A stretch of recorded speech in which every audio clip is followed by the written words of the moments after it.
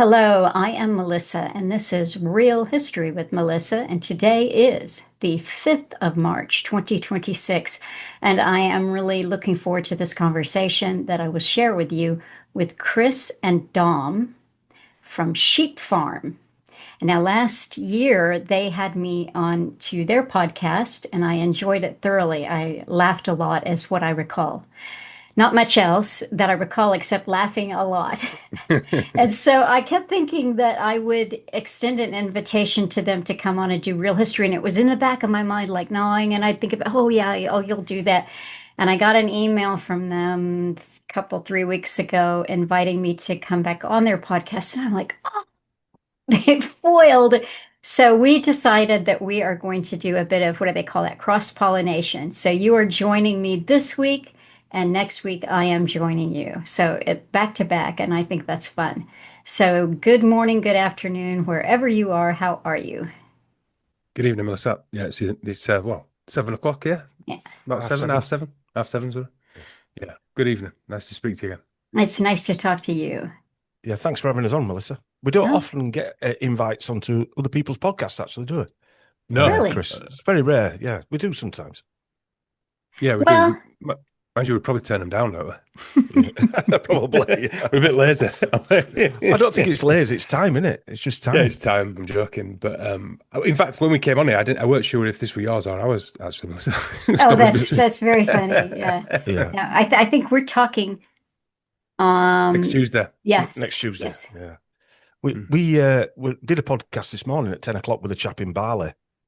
So that was it. It was 10 o'clock our time, 8 o'clock his time. So Yeah, it's not often we do two in a day. Yeah, Oh, wow. yeah.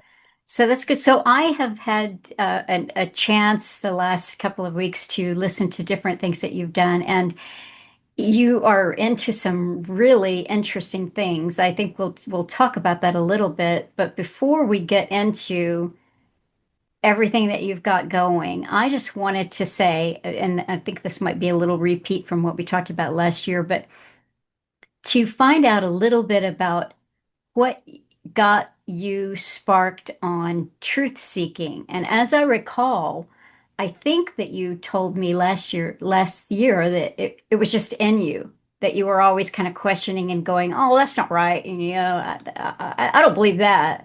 But I'd like to hear a little bit more about it. you went first, Chris. It's up to you, then. Me or you?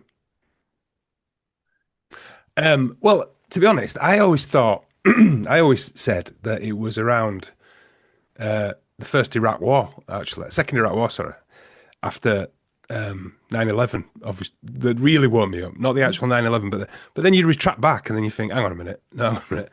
I was going to alien conferences when I was 20, so that's not true. And reading books about UFOs, and I was more into like monsters and cryptids and ghost stories and all that kind of stuff. Whereas Don were a bit more, I'll let him explain that, but he's a bit more JFK and military and things like that. Hmm. But when you actually think about it, yeah, it was literally, I don't remember not being on an alternative thought process, if you like. I think I'd say the same for Don. But yeah, I always questioned things and always thought slightly outside the box and didn't really agree with everything everyone told me. And then it just kind of escalated. So I think for me, when I would say I was label myself a full-on signed-up conspiracy theorist was probably the second Iraq War after 9/11, when I was saying to people, this isn't right. And they were saying, you're not patriotic. And I don't know, that started to get me. Because you're thinking, I'm the odd one out, but I'm definitely onto something here. This is not right. This is not right. And also when I was a kid, just as a side note, I saw a UFO when I was a kid. So that kind of set me off on that path as well. Of when you as a human being have seen something and you're telling people and they're saying you're mad, you're talking nonsense. I'm not saying it was aliens, I don't know what it was, but we saw something massive in the sky. And to be told that you're not telling the truth or that you're making it up is kind of a bit jarring. So then as you go through life then, because that thing happened when I was 12 years old, Hmm. then you go through life and that thing has always happened, if you know what I mean. That has Right, always right. happened to you. And it's part of you, but then nobody believes you. So then as I got older, I used to tell people just to see the reaction on the face and find that quite amusing. And then they're still calling you crazy or a liar, but you think, but you know me and you're calling me a liar or crazy. Uh-huh. But I saw this thing Why don't you believe me? And similar to 2020, when you're telling your friends Mm-hmm. and your family, but why would you listen to Keir Starmer and Donald Trump instead of me, who you've known your entire life? I don't understand why you wouldn't even take a moment. You know what I mean? Well, I was illustrating a video this weekend, and I was looking for that, you shall know the truth, and the truth will make you free. I wanted a visual of that. So I was looking for it, and I found a visual I didn't use, but I like quite a bit. It said, "You shall know the truth, and the truth will make you odd." Yeah, about sums it up today. Yeah. But it is interesting, isn't it? That just because you don't go along with the narrative, Hmm. you're odd and weird or crazy or whatever. It is a very odd set of circumstances. It's like that Bruce Willis film, I See People, or wherever that Yes, kid I see said. dead people. Yeah, I see Yeah, dead people. yeah. Uh, we But don't he's necessarily still, see dead people. We just see things or mm, through things. Um, mm, yeah.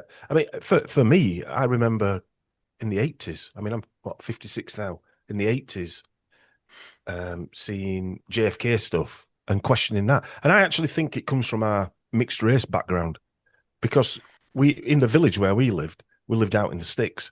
It was a white village. I'm not saying there were any problems there in fact, there was no problems but I always knew I was the different. odd one out. Yeah. I was Hmm. different from everybody else. Our mum were black. And so that sort of meant that I questioned it. I don't know. I think that led to questioning things. I don't know why. I can't explain it down. Oh, in a fact as well that you didn't mind being the odd one out. You got I used didn't to mind. it. I liked You'd it. grown Yeah. up, grown up being the odd one out. So it didn't. Me mentioning my UFO and someone saying you're whatever didn't really It meant I hurt. was comfortable being the odd one out. Yeah, And yeah. but we weren't brought up in a household that questioned things. Our father was he had a small butcher's shop. He was a working class guy, but he was a conservative. And so I always listened to politics and thought, well, that sounds nonsense to start with. And our grandfather, well, I suppose he's our step grandfather. He was a Labour staunch union guy in a factory. So when my dad and my granddad met, there were just arguments constantly. Yeah, at Christmas and what have you. Suppose that's the beginning of realizing politics is bollocks. Yes, exactly, Chris. Yeah, from a. I mean, I've never voted for anybody, and so politics was certainly questioned. Religion was questioned by me as well, because I found it a bit odd, even from a young age. And I'm not saying I was conspiratorial, but even going back then, I had JFK books in the 80s, late 80s, and I had Jim Mars on the trail of the assassin, I think it was, and or Jim Garrison on the trail of assassin, and a Jim Mars book as well. Jim In the early Mars is days. the one who exposed Bilderberg's first, or one of the early ones. He was that... one of the guys. Yeah, he was one of the guys. Yeah, and Did a lot of UFO stuff as well, didn't he did a lot of UFO stuff. I didn't know that. Yeah. So don't have JFK books. I had Eric von Daniken books, if I remember. When I was like Oh, 15. Yeah. So I loved those. I remember our mum's friend giving me the old set of Eric von Daniken books, Chariots of the Gods, right? 4 of them. And I remember I read them all in a matter of weeks one summer, and it just blew my mind because I'd never ever heard anything like that, and also solidified my idea that it's in some kind of craft. Sorry, Dom. No, it's all right. Yeah. So I think that was the only questioning for us. I also realised that education. I wasn't academic. I'm sure Chris can accept he weren't academic. No. I was into sport and things like that, but it was like prison was school to me. So I never got on at school. The teachers never got on with me. I didn't get on with them. Yeah, same here. it was Yeah, a so- mutual, Yeah, a mutual, yeah. no admiration society. No. So yeah, I knew I was quite entrepreneurial though, from a business perspective.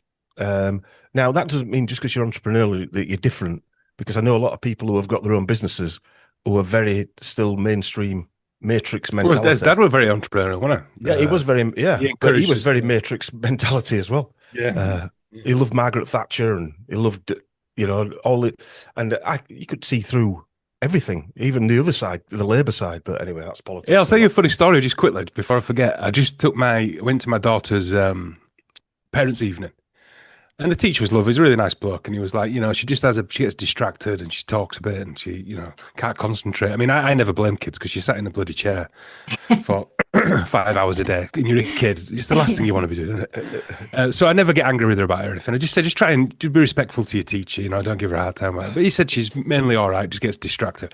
Anyway, just after that, I just took her to a taekwondo class. And I sat there watching her, and as we were leaving, the teacher, she's only been doing it a month or so. Teacher said, he said she's a natural. Kick's really connected.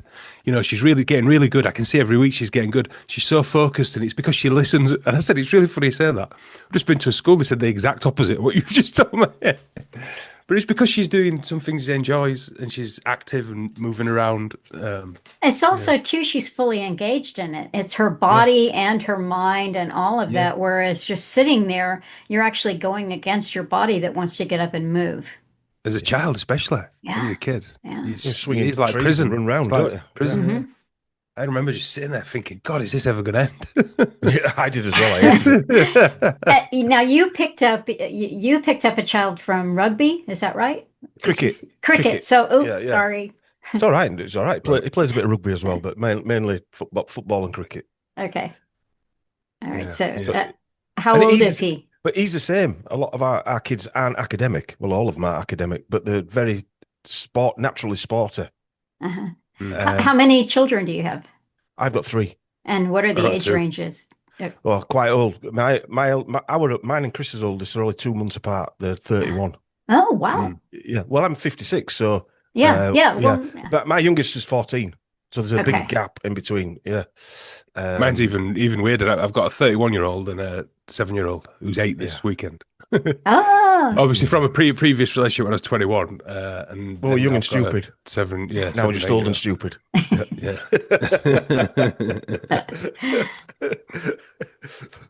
That's But great. yeah, so but 9/11 was a big turning point. I think Princess Diana's death for me was a big turning point as well. Yeah, that's a good one. Not because I was into the royal family, apart from the research that I do now, but more the fact that it just didn't sit right what happened. I.e., we were talking about this earlier. Every time there's one of these things going on, there's never any CCTV footage.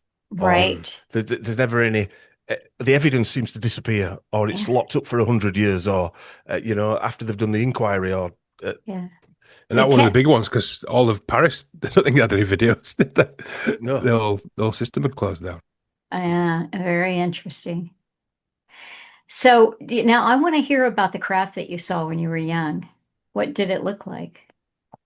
It was just a big circle. Well, I'd say a big circle, a bit like a classic circle of lights. But me and my friends had been sledging. And do you know what sledging is? In the snow. Yes. Sledging. Yeah. They call it sledding here. But same thing. It's a thing that you ride on. Yeah. You just when it snows, kids just find the nearest hill. I can see that a blank look then when you said that, Chris. Well, it's also that I grew up here. I mean, I had to turn the overhead on. It's the early March and it's already summertime weather here. And if we got snow every 2 or 3 years, it would melt overnight most of the time. This year, it lasted for a week, but that's so rare. So snow was like, and the parents aren't going to buy you a sled. Well, actually, thinking about it, Melissa, now it's different. That was back in the 80s. It used to snow in the winter. Now it really doesn't, does it so much? No. Don't. Yeah. Especially where I am, he's up north. But when we were kids, snow used to be 6 foot deep, didn't it? Snow in the drifts, snow drifts. So we used, it was worth having a sledge. I bet no kids own a sledge anymore because it's not worth having one. Whereas we had them, we'd have one every year. So sledging was a big thing. As soon as it snowed, it was straight down those back valleys near us. We used to go down there on them. Great fun. My dog didn't even know what sledging is. Wow. Yeah. All right. Sorry, you're going to start. We actually did live on a sheep farm. Yeah. Oh. Yeah, so it's a double ensemble, I suppose. Yorkshire and French don't go together, but we're all sheep and we're all being farmed, and we actually did live on a little sheep farm. Yeah. Our father was a butcher. Yeah. So. Yeah. Yeah. But someone told us the other day that our logo that we've got there is actually a Baphomet, and we're Masons. Yeah. Well, we're insiders. We're in on it, apparently. all right, Yeah. you laugh, but is it true? Oh yeah, obviously, yeah, of course it is. Yeah, no, be sarcastic. Yeah. No, If we were getting paid for this, we wouldn't be sat in the corner of my living room with a shitty art on the wall. Oh no, that's not. You actually told me. I think the one behind you that's kind of modern. It's a reflection on it, but you said your daughter did that. I remember. Yeah, that one Yeah. there. Yeah, Uh-huh, that's yeah, right. yeah. Yeah. She did that when she was like 2. And I put it up That's on the great. wall. Yeah, that's right. That's You asked great. about that. I mean, hey, move over, Kandinsky. Someone came round once and went, "Where did you get that from?" Like, my daughter did it when she was 2. Yeah, no, that's cool. Yeah, I forgot about that actually. Must forget about that. Yeah, so we'd been sledging down this back valley area near where we grew up.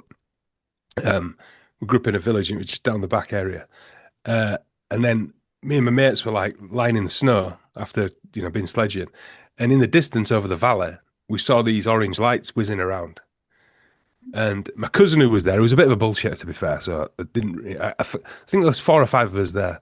He said, he started talking about, and I was that young. It must have been early. I think we got it to 84, didn't we?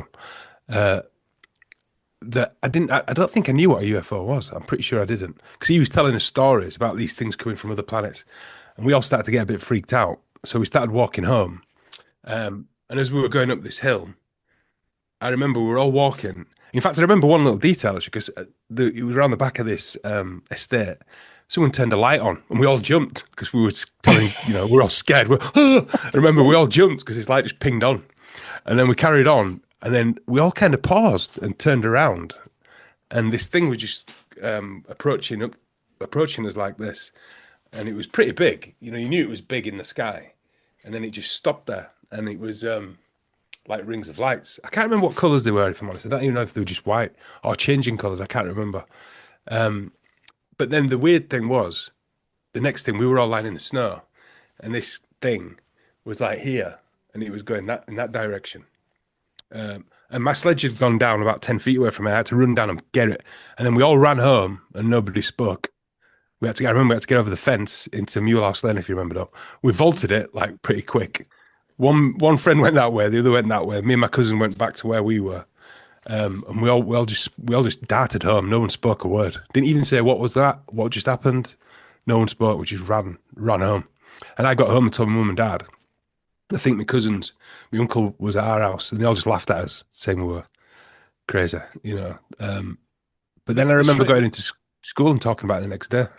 The strange thing is, 2 weeks ago, I saw a friend of ours who you thought was with you, but he wasn't actually with you. I wasn't sure who was there. I went for a coffee. He owns a coffee shop in a local town, and I hadn't seen him for years. And I was telling him that story, what Chris said, because it's actually in an area known as the Todmorden Triangle. So during the 80s, there was a lot of sightings there. It's a hot spot, yeah. Well, why did they call it Tomodon? That's an area called Todmorden. Oh, but but we round here we call it Todmorden. Yeah, if from outside you'd call it Todmorden. Yeah. Okay. And there's quite a lot on the hill. There's obelisks and all sorts of stuff on there. It's an interesting place to go. And ironically, Todmorden is an area where there's a lot of free thinkers there. You call it, a lot of people from outside call it hippie-ish, but it's not really hippie-ish. A lot of people questioning society are there as well. Uh-huh. Is it near? What is it? What's that place called? Begins with H. Hebden Bridge.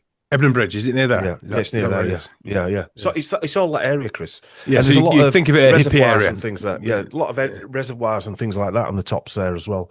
But yeah. There was a famous policeman actually called Keith. What we call Keith something or other. Anyway, Can't remember, and he saw a craft, and he ended up going back to his police station and telling. This was in the early 80s, and he actually got moved from his station because they all thought he were going mad. Yeah. Mm-hmm. So what was that story as well, where there was a dead body found on a slag heap as well? Yeah. There was. Yeah. Anyway, without going into loads of detail on that, it's it's same area. That's Todmorden. Yeah. I only heard that story a few years ago. Yeah, but just going back to what I was saying, I went for a coffee. I found out my mate who lived across the road from us, he was Chris's mate when he was younger.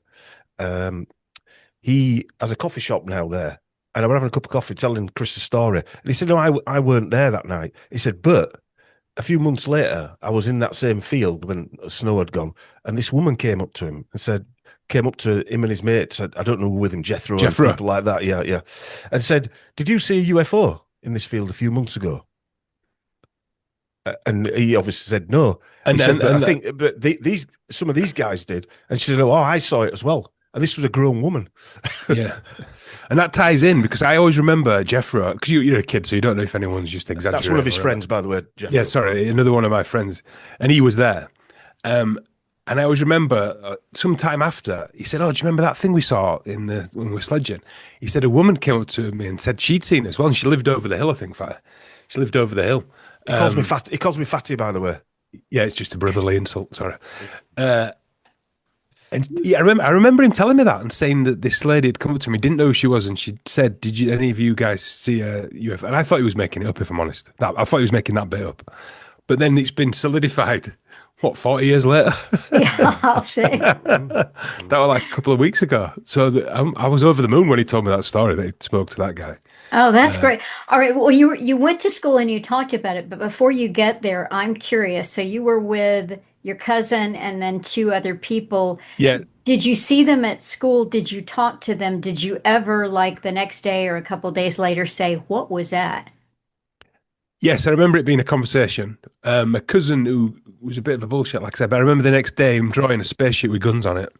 And me thinking, that isn't what we saw. It didn't look like that. And I remember thinking, does he actually remember what we saw? He almost like, because I don't know if he was lying, but he drew, because I've always been a drawer. So I drew the oval with the lights on it. And he drew this thing with a wing on it and a gun on it and stuff. I remember thinking, wait, what? I don't understand why you're drawing that, because that's not what we saw. And then I think years later, because when I got to about 15, 16, I really started going on about it to everybody as I got older. I think I remember reading an article in a magazine about because I didn't really know anything about them then, but I remember I was being 14, 15, and I read like in a Sunday magazine about someone who'd seen one, and no one believed them. And I thought, that's just what happened to us. And I think my mum approached one of my friends who was there, and he didn't remember anything about it. But then David Barrett, another guy we know, he does remember it. So I think there's four of us, my cousin, I think David, Jeffro, and me. So there's four of us, maybe five. Do you remember Russell? I think that another guy might have been there. I can't remember who was there, but yeah, I was only 12-year-old, so 40 years ago.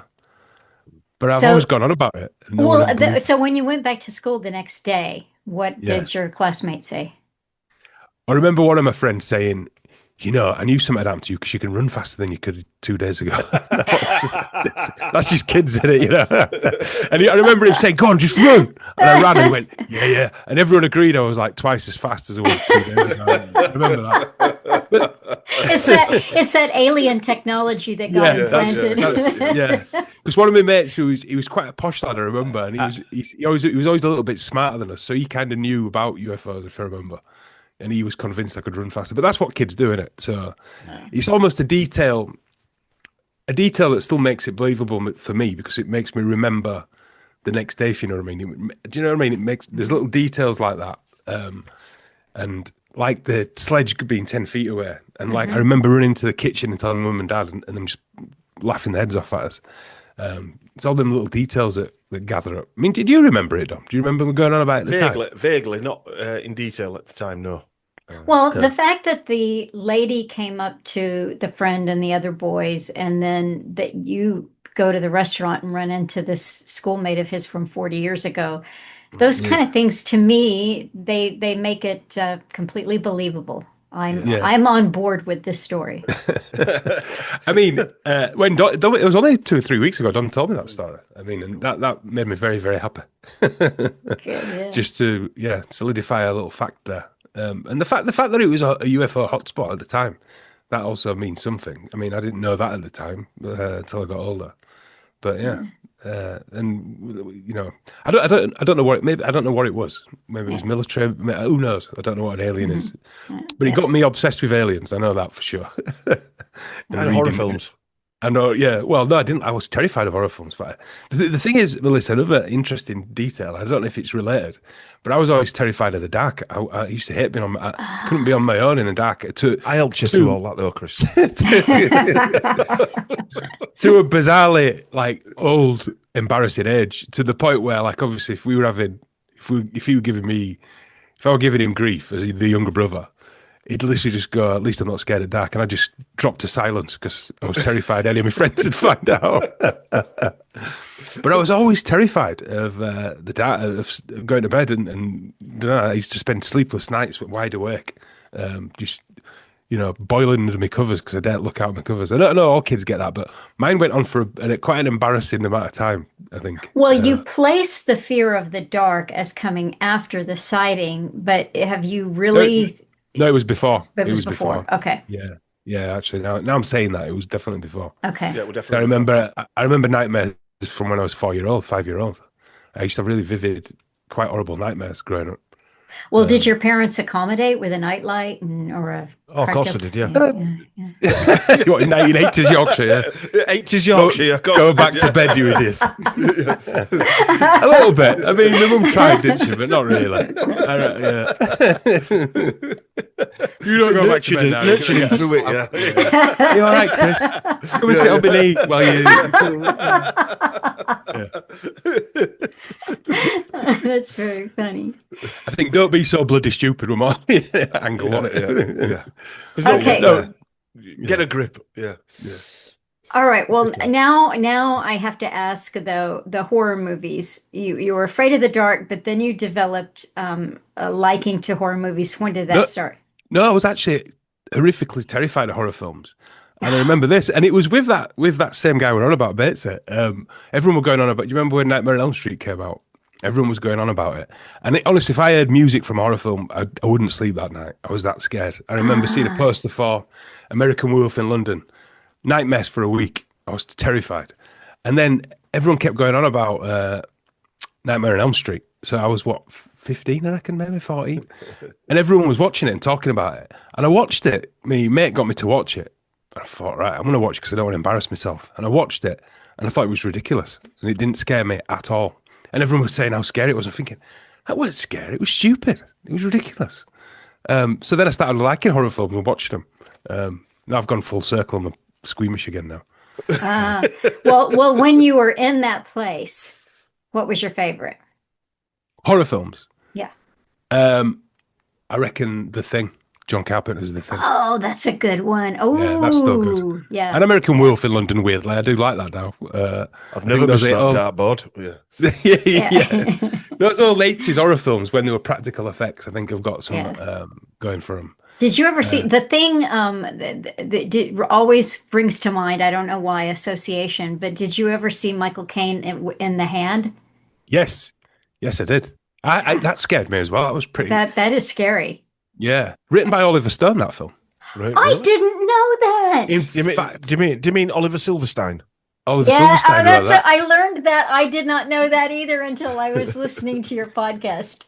I'm pretty sure I don't think he directed it. He might have directed it. He definitely wrote it. I don't know if he directed it. Yeah. I think it was his first film. I'll have a look, actually.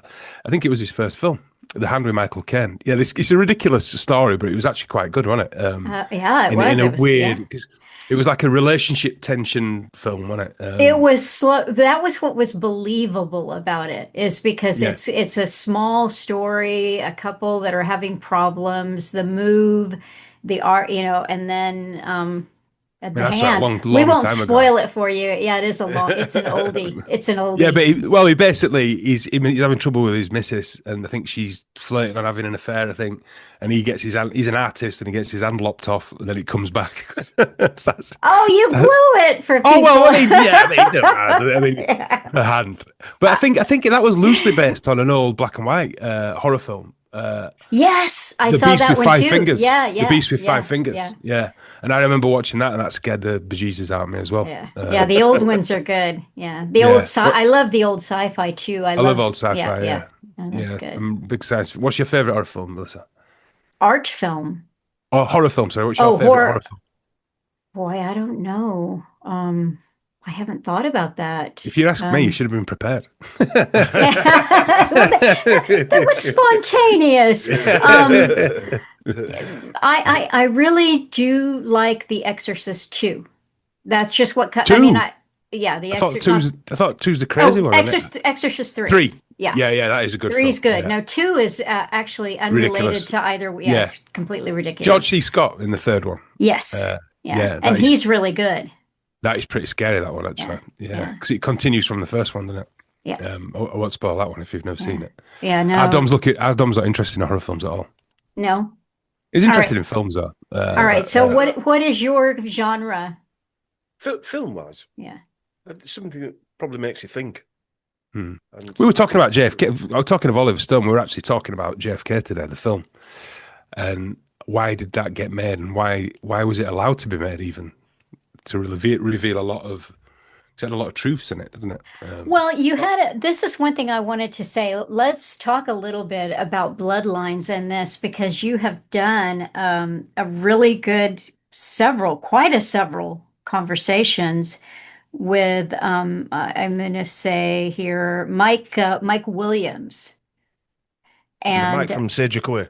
He's got really interesting things that he brings to the conversation, and I thought, why repeat this? Because I can just put the link on there, and you can go through the Asher family and the connections to the Beatles, and then you've done Jim Morrison, and what you've done is genealogy and bloodlines. This person was related to them, and it's very fascinating.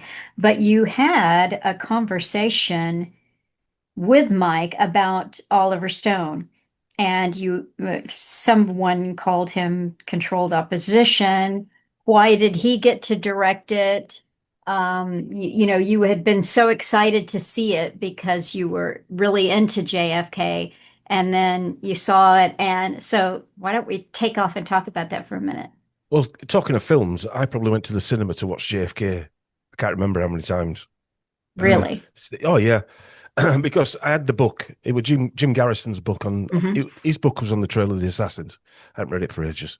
Yeah, but knowing what we know now, that was only a very small slice of the truth. But what it did do, it brought to the mainstream a lot of the characters that nobody had ever heard of, like David Ferry, people like that, into sort of like the.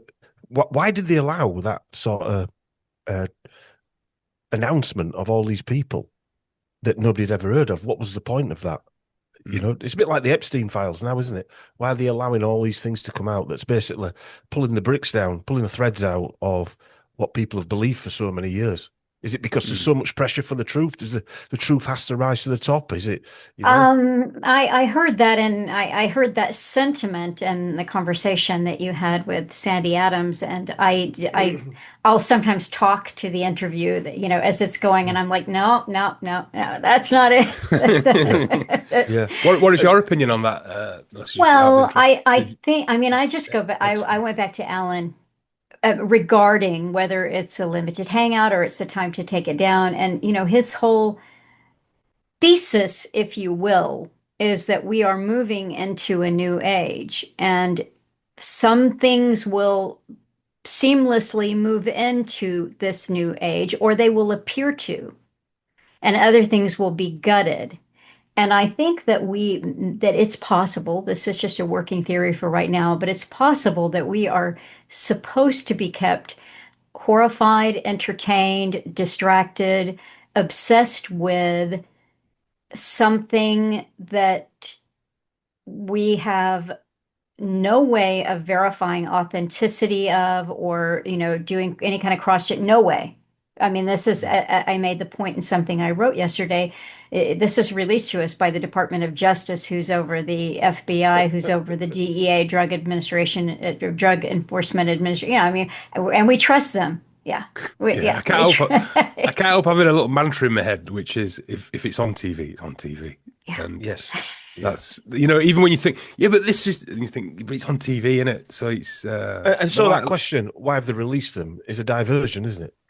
That's basically to take his mind away from other things that are happening. The To me, that's a big part of it. And I think that, and I know that amongst people who like truth and want to be in truth and want to uncover truth, there is an inclination, and I'm hearing it a lot, I'm vindicated. Somebody came up and said, "Oh, you were right all along. I'm vindicated." And it's like, well, are you vindicated or are you participating in an amazing operation?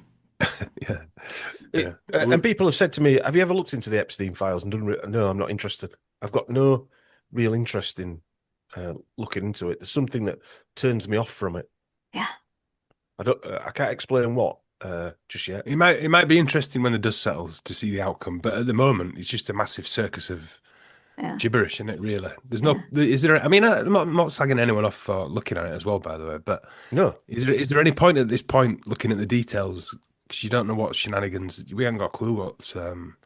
It's just all too convenient and too neat, and it all so conveniently and neatly ends up with Rockefeller and Rothschild, and oh, there you go, and oh, well, that's what we knew all along. And I mean, I made a formula for myself. Again, this is just a placeholder. It's a working formula. It's not like I've got an answer and know why they're doing what they're doing. No, nobody came to me and said, "Well, Melissa, we're about to release these files, and we just want to give you a heads up and get ready for it." But my placeholder is Epstein equals mega group. Epstein equals Mossad. You could also add CIA and Five Eyes and any other intelligence agency that's working there.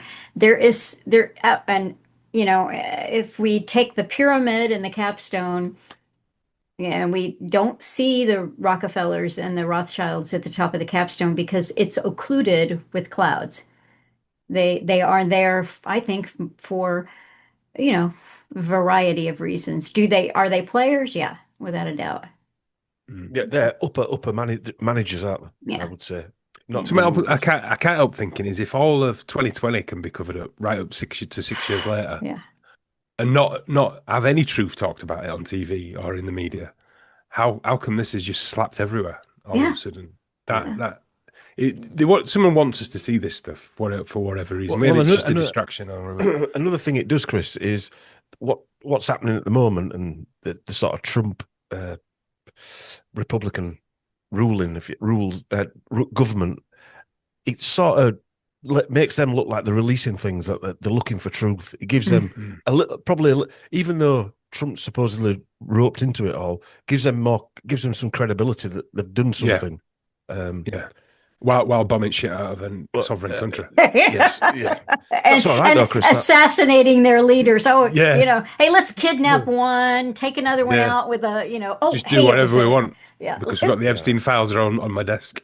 But also, I do think that a lot of it is a distraction from the COVID that everyone had. Yeah. I think we're still distracting us from that. I think it was that important that they're still trying to make us look over there. Well, I think so. I heard someone say that the Epstein files, it's the most important story of our lifetime. And if you don't believe that, then you're a baby boomer who watches Fox TV all day long. And I thought, well, okay, that's just crazy talk. Now, one article, actually, there were two that I saw from the New York Times. And then when I dug a little deeper, I realized it was all over the place. Is this oh, hey, look at that, birth rates are plummeting, the plunging birth rate, and they talk about and here's the cover story, they just don't want to have babies right now. These women are interested in their career. And I look at that story and I'm like, yeah, that's a cover story. I'm sure there is a little bit of that in the mix. I'm sure. And a lot of other things. But again, they're not talking about the big one, are they? No. The rising. Well, they reckon in 50 years, something like that, 75% of the population will be gone. Mission accomplished. Yeah. But no one's pointing in the direction of the gym. I don't know if you saw it on one of the podcasts we did, Melissa, but I had a National Institutes of Health meeting notes, and it showed it was about population control from 1967, and Shall I try and find it and share it? Mm. People Yeah. are interested in looking Yeah, at it's it. good as that. It's an interesting document. Is this Is because this related to the day tapes? yeah, it's similar. It's around the same time Uh-huh. of the day tapes. I'll have to find it because it's in my downloads here somewhere. But if you Well, guys just want to keep talking, yeah, we're I'll just going to talk about movies. yeah, Okay, yeah. so after the thing, then what? I was going to mention it. I tell you what, The Shining. I like The Shining. I mean, that's. Oh, that is scary. Uh, Yeah, I yeah, mean that, that I can still watch that. I mean, I yeah. think the thing, not that I've gone off horror films. It's just they've got too graphic now. Well, see, I don't like any. I don't like. I can't even remember the genre, but where they cut people up and that kind of thing. Yeah, I like never. torture No, gore no, I kind don't. I of. don't like that at Yeah, all. I like psychological horror. yeah. I mean, even The Thing, which is quite graphic, but the bottom line of it, the best bit when I watched it again when I was older was the paranoia between all the because no one Yes. knows that, and Yeah. it's actually quite funny, isn't it, when you watch Yeah. it again Yeah. because they're so scared of each other because no one knows who the thing is. But The So Shining. Sorry if I'll just have to quickly say this yeah, crack on. because I quoted this before, and I always think of that bit when Jack Torrance is driving up to the Overlook Hotel. Do you remember? And I think there was some cannibalism happened in that area years You before. need a bit of cannibalism. Yeah, of Yeah, course. and He's on and the list. and he says I don't think we should talk about this or something in front of Danny, the little boy. And little Danny goes, "Oh, don't worry, Danny. I saw it on the television." And then Jack Nicholson, in his unique way, he goes, "Don't worry, honey. He saw it on the television." And I always think of that when anything's happening. You just think, "Don't worry, he saw it on the television." That's So here we good. go. There we. Okay. So this is the proposed measures to reduce fertility by universally or selectivity of impact in the US. And I'll just read the bottom part first. It's the measures. Let me move that over there. Sorry. The measures tabulated here are derived primarily from blah, blah, blah. This is the National Institutes of Health Conference in June 1967. Based from a speech by William Shockley. Now, I don't know if you know who William Shockley was, but he No. was William. Let me get this right. He was one of the. He was either the president of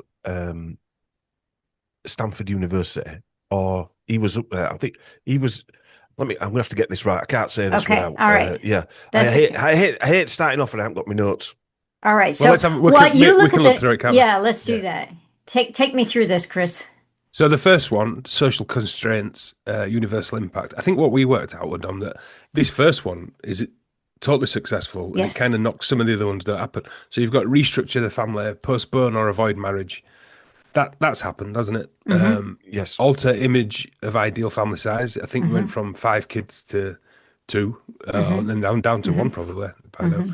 Compulsory education of children. That's definitely happening. Encourage increased homosexuality. I mean, you can't argue with that one, can you? No. Now, especially now. No disrespect to any homosexuals out there, but I mean, it's been. I was going to say rammed down your throat, but it's kind of not right. uh, educate for family limitation, Mm-hmm. fertility control agents in water supply. I mean, Oh, we can't guarantee that's happening, but I would suspect it has. Encourage women to work. That's definitely happened as well. mm-hmm. And then I think So as they go on, they get a little bit harsher, don't they? yes. Oh, so all of these things we worked out, apart from a couple of them, in the UK, certainly in the UK, haven't been brought in as an operation, but most of them have. The first block there, as if you get to the other ones, are a bit.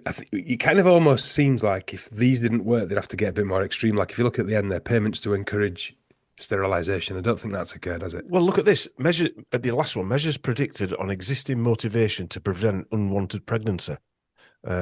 Allow further, like down that list, allow harmless contraceptives to be distributed non-medically, i.e., handed Yeah, out like confetti. Mm-hmm. yeah, that's happened, hasn't it? Mm-hmm.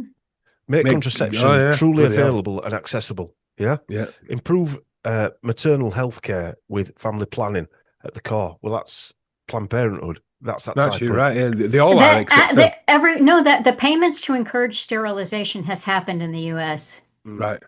So In what I'm fashion, looking at Melissa? something. Yep, I'm looking at something that has been accomplished here. How did they do? How would they implement that? Well, the stories that I am familiar with are individual philanthropists who funded either a program or made, privately. If Yeah, you will agree to get sterilized, I will give you X amount of money. We could probably look that up and find it right now, yeah, but I know that yeah, has happened. yeah. I mean, compulsory abortion. I don't think that happened, did it? I would like to hope. Where did we see that compulsory? The second from the end, third one on. Social controls, compulsory sterilisation of all who have two children, except for Okay, a well, wait. few. Okay, so we Right. got encourage sterilization, yes. Encourage contraception, yes. Encourage abortion, abortion and sterilization on demand. I mean, they've reversed a lot of that in the US by reversing Roe v. Wade, but it's still available, okay? Harmless contraceptives, make contraception. I don't, yeah, I see it as done. Yeah, There's some setbacks, turning over Roe v. Wade, but like I said, it's still available. that's an interesting one. Economic deterrence and incentives, chronic depression. Um, That is interesting. because that's Yeah. definitely up to now I'm not saying that people don't get depressed, but they're telling everybody they're depressed. So Mm. therefore more people become depressed and they're Hmm. dishing out antidepressants like Smarties. So we've become depressed I mean, because they've even told us the we are. require women to work and provide few childcare facilities. That's, yeah, 100%. I would say they've slightly changed that. I would say they require women to work and have the childcare facilities that overpriced that nobody can afford Yeah. to live properly. Hmm. Yeah. Hmm. Yeah. Because I And, mean, and I've heard people say I'm not going to have children because it costs too much to send them well, to childcare. Yes, yes. I know, Dom, because I picked mine up from school, but I know there's people put the kid in childcare from 8 in the morning till 6 at night. I'm not slagging anyone off, by the way. I'm just saying that does happen. I mean, Yes. how much do you have to earn to be able to? Yeah. Because Well, I that's think what. some people are actually spending their entire wage just to keep the job, basically. Yeah. Hmm. Well, they keep the job because obviously, if they stop work, they lose the promotions and things like that. So Yeah. they're hoping as the child gets older and goes to school, then Then they that can not have to pay so much childcare. exactly. Yeah. But even more worse, well, as bad as that is that you're taking the parent away from someone else who's bringing your kids being brought up by the state, isn't it? And Oh, when we were younger, like our dad worked, our mum worked spasmodically part time here and there, but we had two kids at home and mum and dad, and we didn't. I wouldn't say we were rich, but we didn't go without food and things like that. Now No. everybody's got to work just to keep their head above water. Yeah, exactly. yeah. Yeah. Okay, I was lagging behind. I stayed to the right way too long, but I see what you're talking about here under social controls. Yeah, Yeah. I mean, okay, so you're looking at something that got published in, 67, I guess. yeah, yeah, And so sometimes when you look at these artifacts, you have to say, well, they didn't need to do that because some of the other things were so effective that it wasn't necessary. yeah, yeah. So do And you it's have to make abortion compulsory when everybody just lines up and does it and has it removed like a no. wart? Well, Well, they will no, tweak sorry. it, won't they? They'll tweak it. Yeah. Just Yeah, make everybody have abortions or mind control them into having them is a tool, yeah. or make it normal for them to have them. Right. Is Right. it's a different thing, isn't it? Right. That's what I was trying to say. The first one, although the last one is as well, but it's like, yeah, it's adaptable, isn't it? It's all adaptable. Hmm. It's not written in stone like the Georgia Guidestones. It's So, it could then blow up. so I'll just get William Shockley back up and I'll show you who this chap is. William Shockley apparently was one of the fathers of Stanford University. And when you see um, who he is and what his background is, you'll realise when they're writing papers like this, or people will realise, hopefully, when they see people like this involved in these types of things. Can you see him? Mm-hmm. That's William Shockley. Just read that bottom part. In later life, he was a professor of electrical engineering at Stanford University. Shockley became known as a racist and a eugenicist. Okay, interesting. He was at Bell Labs. He worked for the intelligence area during World War II, making secret weapons. So Interesting. teaching electrical engineering and doing a bit of racism and eugenics teaching at the same time. Why not, Chris? I mean, I've got quite a lot. I've got quite a lot of info. I mean, he won a Nobel Prize. This guy, you know, he was at the MIT. As we know, DARPA was there. I'm not saying it was there at that particular point, but you know, he anyway. So these are the people writing these papers and coming up with these plans behind the scenes. What is this? What's the wiki version for? Is that saying he's a nice guy, or is it? Most wiki stuff say they're nice people unless they've got it in for them. They're not. Yeah. But what I mean, it's not Wikipedia's nice to be a racist. I think we all a agree. eugenist. Yeah, So, yeah. yeah, exactly. Yeah. But that's just a side note to all the fantastic things Yes, it is, isn't yeah, it? yeah. I'm on a side note to being Sir Julian Huxley's friend and a fellow eugenicist. Yeah. Yeah. He's a eugenicist, but he was all right. He got a Nobel Peace Prize. Yeah. I did have quite a lot. He invented things. He invented like the transistor radio. So he changed the way we listen to the news. Yeah, because you could carry. Yeah, I mean the transistor radio at the time was unknown, but he invented. Yeah, First propaganda tool, or the new version. Yeah, him and the other guy, I forget his name now. He was. They said that they were like the founders of Silicon Valley. Yeah, so they were the early Silicon Valley. Without them, there wouldn't be no Silicon Valley or something like that. And Silicon Valley now has, I think, the 7th largest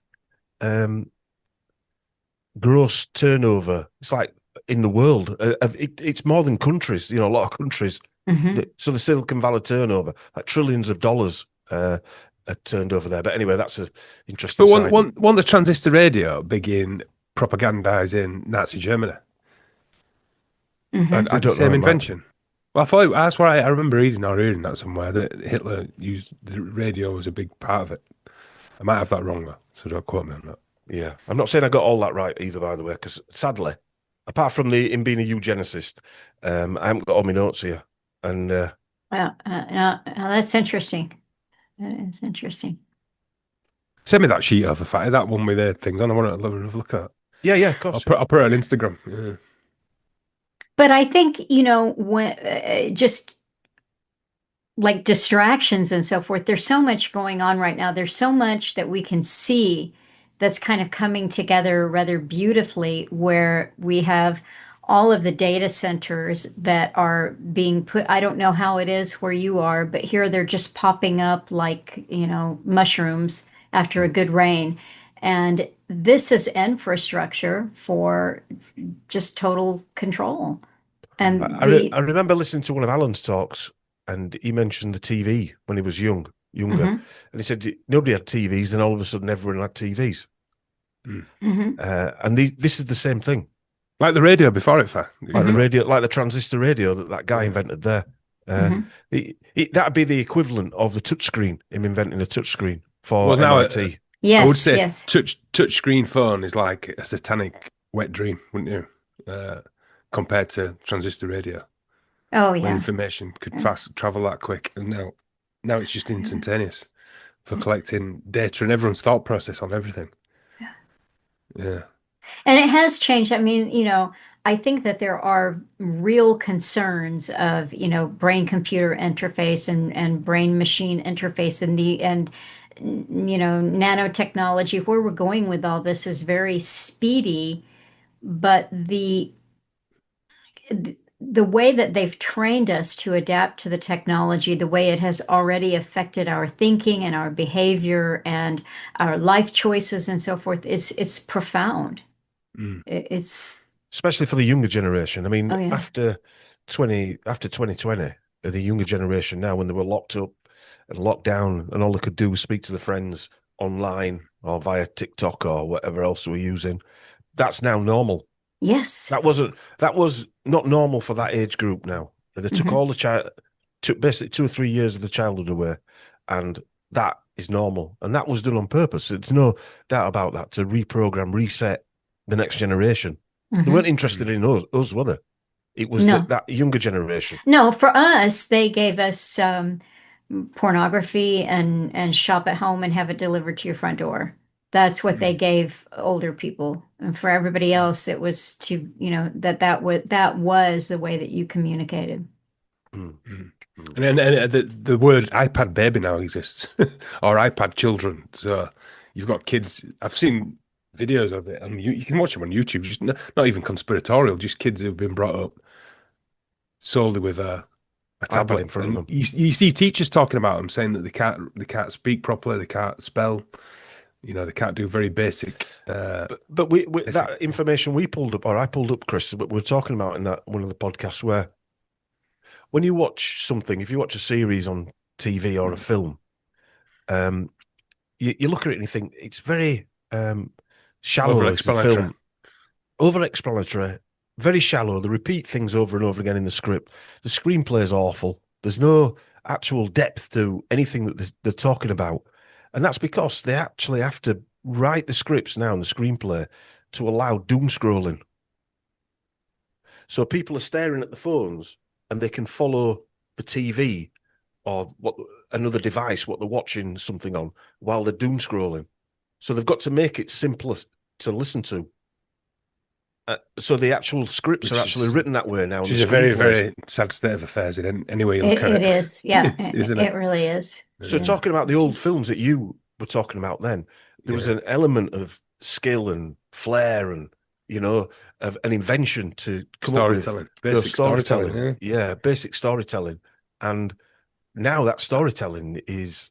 I I always watched think of. Oh, sorry, go on. my wife was watching a series, and it's a book written by a mainstream author called Harlan Coben, and some of his old books are actually quite I've good if you read, like it. Yeah, I, if yeah, you want, yeah. you want to disappear for a bit, and listen. But the actual they're a British conversion of those stories, but they're actually. If I was him, I'd never put my name to something like that. They're absolutely atrocious. What did The he write acting in about? them, What was the series? the thrillers. I don't know what it was called, but Yeah. it was Harlan Coben. So, and there's been a couple of them she's watched. I can't watch them; they're absolutely atrocious. I Um, started watching one of those. I think we gave the Netflix up. My brother said he didn't want to pay for it anymore, and I certainly wasn't going to. So yeah, but I watched part of it, and I had read Harlan Coben years and years ago, and it was good for that kind of writing, very good. mm, And I didn't. I lost interest. mm. And I think all of them. I don't even think going back to authors, which is just as important as filmmakers, I suppose. That the new books. I use the modern day books like John Grisham writing, Michael Connolly, Anna Harlan Coben, and a few other people like that. If you read their books now and then read the ones that they wrote in the 90s, they're totally different. That you read about a character, you can feel the character, you can sense what they're going through, they explain what they look like, etc. And the depth of the characters is there. You read the books now, they're not like that at all. It's like I'm sure either someone else has written them, or they're using AI to write them, or because they're just chalk and cheese. Yeah, Are the books, yeah. or they're built But in with some woke type of stuff that just wasn't in their early books. They're not real anymore. when you think of films, I always think of Jaws. If you think of Jaws as a film, great acting, great direction, great story, everything. The shark's a bit shit, but the rest of it's fantastic. But then when you think now, they can make any effect they want, but all the stories are shit. Mhm. They can Jaws is still more captivating as a film than Mm. a modern day shark film, if you like. If they made a And the modern music, Chris, and the the music. music, yeah, every element, the cinematography. I mean, I watched a bit of an Indiana Jones film. Oh God, I mean, I used to love Indiana Jones films, and I watched that last one they made. Oh my God, I mean, he's even in a boat in the sea, and the background's fake. They couldn't even be asked to put a boat in the sea. You know what I mean? Yeah. The Which one? background's Which one CGI. was the last one? See, I thought the Uh, Crystal Skull. I thought that the CGI and the Crystal yeah, Skull was just horrible. yeah, it Oh was terrible. And the film weren't that bad, was it? That one, no, but then all that CGI slapped in it just made Yep. it Yeah. really bad. Yeah. No, there were some But good characters and things that were yeah, quite memorable. yeah. Even the new one, the beginning, they've de-aged him, right? So it's like one of his old things. But that bit was actually pretty compelling. But then it just turned into crap. I mean, there's a chase through a city on a tuk-tuk, and it's just CGI. But even what got me was not so much that the fact that it was just sat in a boat and that was CGI. You could see, you're like, you can't even be bothered to tip a boat into water. It was terrible, terrible, really, really bad. Yeah, I don't know why. I don't know how. Who sits down and agrees this stuff? And then there's us still talking about Jaws and the Thing from the 80s and 70s. But then Yeah. they can't make an Indiana Jones film now that's better than the old No, ones. well, I mean, the programming aspect of it, the social engineering has always been the reason for it. Yeah. But I think that effectively, and I mean, this is going to sound harsh, but the dumbing down, I was just I going to say think that. How weird's that? it's been effective. And, Yeah. for children, I think the important part was to give them very short attention spans, make it so that they're actually uncomfortable when anything goes on too long. It's got to be moving. And so that was an important part of it because, see, like right now we're talking. I'm not saying that we are the most attentive three people who ever lived, but we're listening to each other. We're having a sustained conversation. You can remember something and look something up, and there's a lot of that that's missing Mm. in My younger my people. son said something quite interesting to me last of a week because I was saying I work in restaurants and as a chef, and no disrespect to the younger end because some of them are really nice and hardworking and whatever, but something I have noticed is they don't ask any questions. And I mentioned it to my son who's 31, and he said he actually does it as a game. He'll talk to someone and ask them some stuff, and then just wait to see if they ever ask him anything. And he said most of the time they don't, which is interesting, isn't it? I mean, It it's is. an observation. It's not slagging anyone off. But when I was young, I used to ask everyone everything. I was all right, I nosy actually little get told shit. to shut up. Yeah. Yeah, shut Yeah, up. yeah. Yeah, Well, I mean, but it's that's some children. It was yeah, classically children. Why? inquisitive, Why? inquisitive. Yeah. And it continues into your teenage years, doesn't it? You still. Oh, Yes. so what do you do then? Why are you working here? What are you Yes. doing here for? How long you worked here? What would you say this is? All that. Are And you it's scared at dark? yeah, yeah. I just go to shut down. I'll just try and get out of the room as quick as possible. But it's an observation I said to my son, and he said he actually does it as a little test, as a little trial, just to see. And he said, "Yeah, I guarantee 90% of the time, no one asks you," which is interesting, isn't it? And odd. Sad. It No, is it's pretty sad. interesting. Sad and sad. It's almost like to me, I'm just coining a term here, but is it going to be psychic or spiritual autism?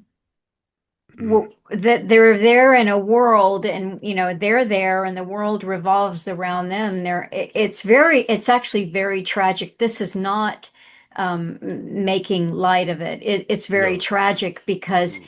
it is the ability to engage and be curious. It's your curiosity that teaches you everything. Yeah, Without yeah. it, you But can't. you don't need it now because you got YouTube Shorts, Yeah. Do you know people who listen TikTok. to our podcast say, why don't you do some TikTok videos or YouTube shorts? And I thought, yeah, I'll try some. I did actually try some the other day and I thought, I can't be bothered. I like listening Yeah, to something that's like 2 or 3 hours long. yeah, So I get Yes. some substance. It's just yeah, getting Some, going. It's like, yeah. yeah, yeah. okay. It's like our presentations. Some of them used to go on for like 3 hours, and Mm, I quite like that. Yes. mm. I like getting to know new things and what Mm. have you. That's why I we used to do say this, to you, isn't Dom, it? I like listening to people who are probably smarter than me, just chatting away. You know, Yeah. it's just, and you don't have to agree with everything, but it's just interesting. Do you know what it is, Chris? I don't think people are smarter than us. Or No, smart. I'm yeah, smarter than anybody else. I just think for some reason, us people like us you, three or other people were willing to get a microphone and talk about it. yeah, I don't That know. I don't know why. reminds me of something that came up, and I will, to listeners, I will be sure to link to some of these conversations that we're talking about. But There was a place here. Ah, here it is. I wrote it down. So you were talking about the the Doors. You were talking about Ray Manzarek and the serpent power, and it was cool, and the whole formation of Rick and the Ravens, and how this happens. And then you start talking about the myths, and they even said that in the making of the movie The Doors. We're creating a myth here, or making a myth. And you got into a really interesting discussion that the whole point of this is idol worship. And then one of you said, and more importantly, you're useless. I don't remember which one of you said it, but it was. I seem to remember Mike going talking about that quite heavily because he was saying that the public they push these people as geniuses Mhm. on you. Yeah, Mike was So talking about idol worship, and then one of you said, and not just the idol worship, but to make you feel that you're useless. So you're talking inadequate. about, yeah, I mean, so like just to back up and give a little context here, what you've done with some of these conversations that you've had with people is not just about the bloodlines and the genealogy and the interconnectedness, which I found fascinating because you have, the Laurel Canyon series showed you how all of these people that were there at the day in that time in the late 60s had military backgrounds. Fascinating. So if you haven't read Dave McGowan, the late Dave McGowan's Laurel Canyon series, Alan's talked about it a lot. I've mentioned it, and it's really worth either reading the articles or getting the book. It's fascinating. And Dave And got a lot of grief for that, because he said I there's people, know. and pretty Well, sad, really. Yeah. the fascinating thing is that when one of the talks that you did with Matt Sergio on the occult Beatles, I went to his site and I was looking at something that he had put up there, and it was the comments section was, it wasn't him. It was somebody that was having a reaction. They had to do a 30-minute video to say what an idiot he was. Because of Oh, really? course, yeah, because of Mm. course the Beatles were not created, they weren't invented, they weren't manufactured. And so they all agreed, in their little bubble there that no, it's all real, and he's an idiot. It Well, has to be real because they've been fans all their life. yes. That's where it ends. Yeah, that's it. Yeah, that's where it ends. And us saddos realize it's all an illusion.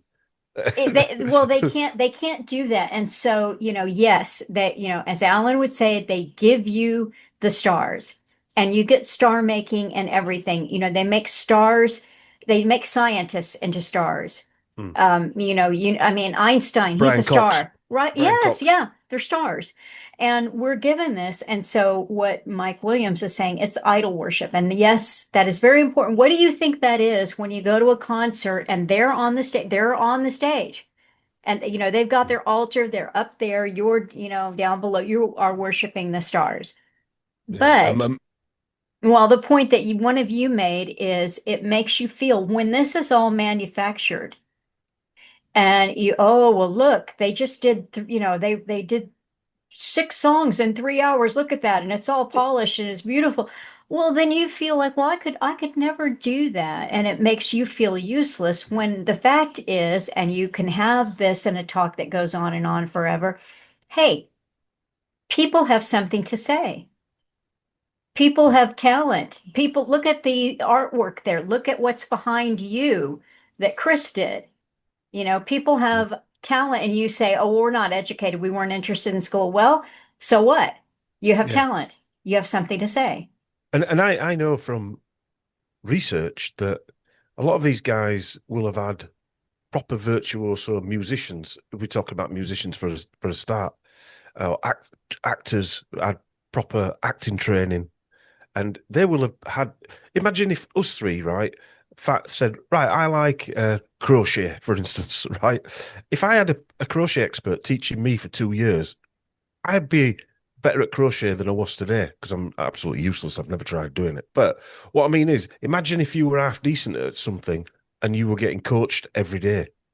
So Yes. when you've got these experts coaching you, and bringing you on, but they're not only doing that, they're manipulating you as a person, telling you what you can and can't do, what you should and shouldn't say. Hence why no pop stars came out, bar a couple that you could count on your hand in 2020. All these rebel pop stars like Bruce Springsteen, Mick Jagger, and all these other people never said a word. In fact, they did the opposite and actually told people to get jacked. And that's when you know that it's some, because they can't all be stupid and they can't all work for the government. If some of them will have known it were nonsense, but none of them said anything. They weren't brave enough to say anything, apart from a few. And the ones who did, many of them were shunned by their peers, absolutely shunned. And so if they were set up to do that, why weren't the music set up, or their rise up the charts, or the ability to sell albums? Why wasn't that set up? I think what Melissa was touching on was the Rubber Soul album that Mike was on about, which basically they said they went into the studio and wrote all these songs and produced them all in X amount of time, which Mike proved was physically almost impossible for these guys to do. Which that is the point when, you know, you've got an average guy who's trying to learn his guitar. He's going, but I can't do what the Beatles did. It's impossible. Because it is impossible. Like kids watching Marvel films and the guy's stacked like this. They don't realise he starved himself for days or dehydrated himself. Or he's on steroids. Or he's on steroids. They don't, people don't walk around like that. It's not a natural state for a human being to be in. Yeah. But kids are watching it, or people are watching it, think, I'll never look like that.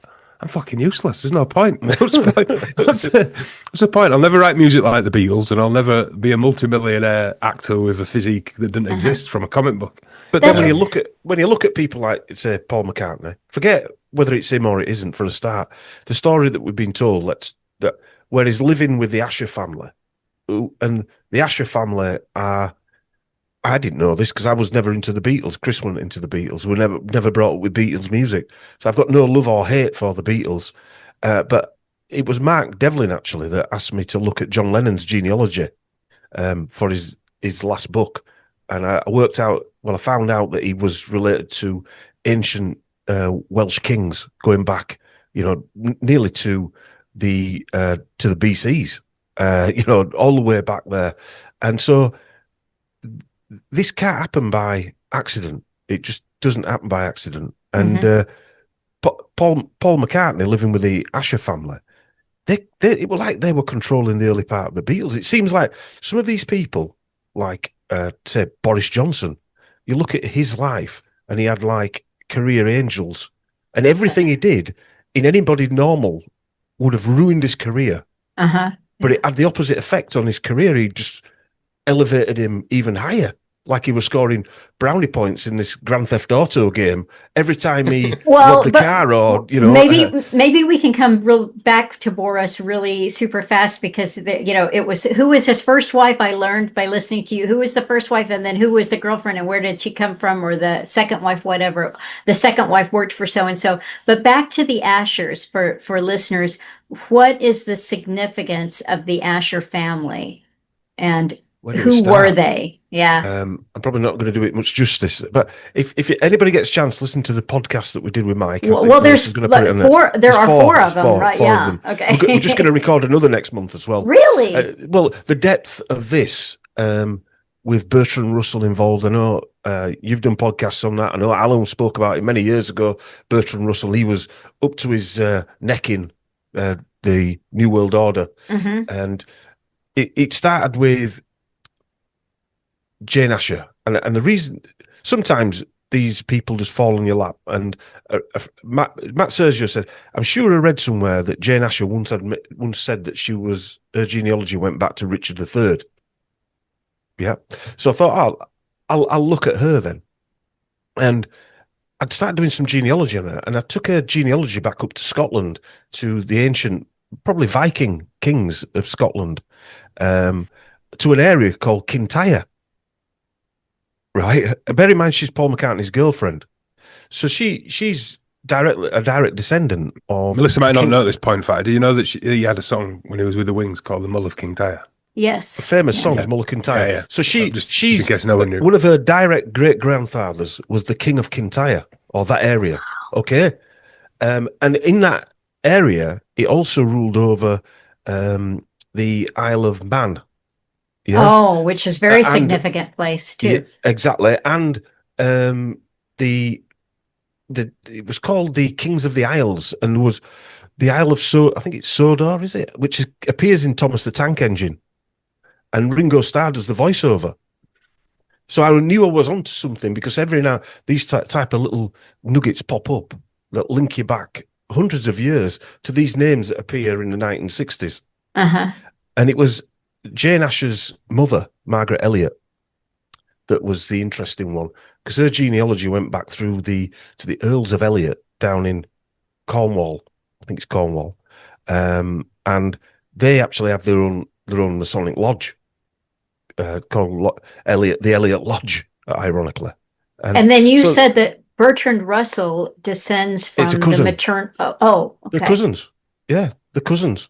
Okay. So the chap that there was four cousins that basically surrounded the Beatles. The chap that famous song was, apparently he was part of the Guinness family as well, was a cousin. I forget his name now. Bertrand Russell was a cousin who they introduced to Paul McCartney, who then introduced John Lennon to his work, who then started off the sleep-ins and the anti-Vietnam War stuff with the Beatles. That was from Bertrand Russell, that knowing Paul McCartney. And they also, their other cousin, who became the Earl of Elliot, the Earl of Saint Germain, with the Elliot family, he owned the merchandise company of the Beatles. Oh, yeah, that's Yeah. Before they were even famous. Before they were even famous. And They just knew they were going to be merchandising them. Yeah. and merchandising didn't even exist then, did it? Yeah. As it does now. They called it salty Beatles. They called it, which is Beatles backwards, which is an inversion. And Mike Williams said that's probably some Crowleyism going on. Well, it is, isn't it? It's an inversion. It's literally backwards. They named it. But having a merch thing just before that even existed, I thought was hilarious. But Dr. Richard Asher was one of the important ones, because he was. So Paul McCartney, one of the stories is that one of his famous songs, he woke up in the morning with it in his head. Yes, I heard you talking to Mike Yeah, Tell. Yeah, and it's a famous story. It's a famous story.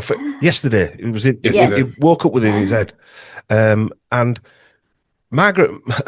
In fact, I'll go back. Margaret Asher taught George Martin oboe in the so late Margaret 40s. is Jane's mother. Jane's mother, yes, and she taught George Martin, the fifth Beatle, oboe.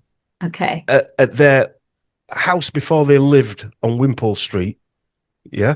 Private lessons just after World War II, when he'd left the military, because he needed to learn a second instrument, because he was at the music university, I forget which it was, but he was at the Guildhall or something like that. And so she privately taught him, and then he went on to manage the Beatles or produce the Beatles. And that story never really came. That story should have been like that should have been like a big story, shouldn't it? And Oh, it was yeah. like it's just washed over. Like, well, Margaret taught him 20 years before the Beatles, and blah blah blah. And I got a feeling that he possibly could have been having an affair with Margaret Asher,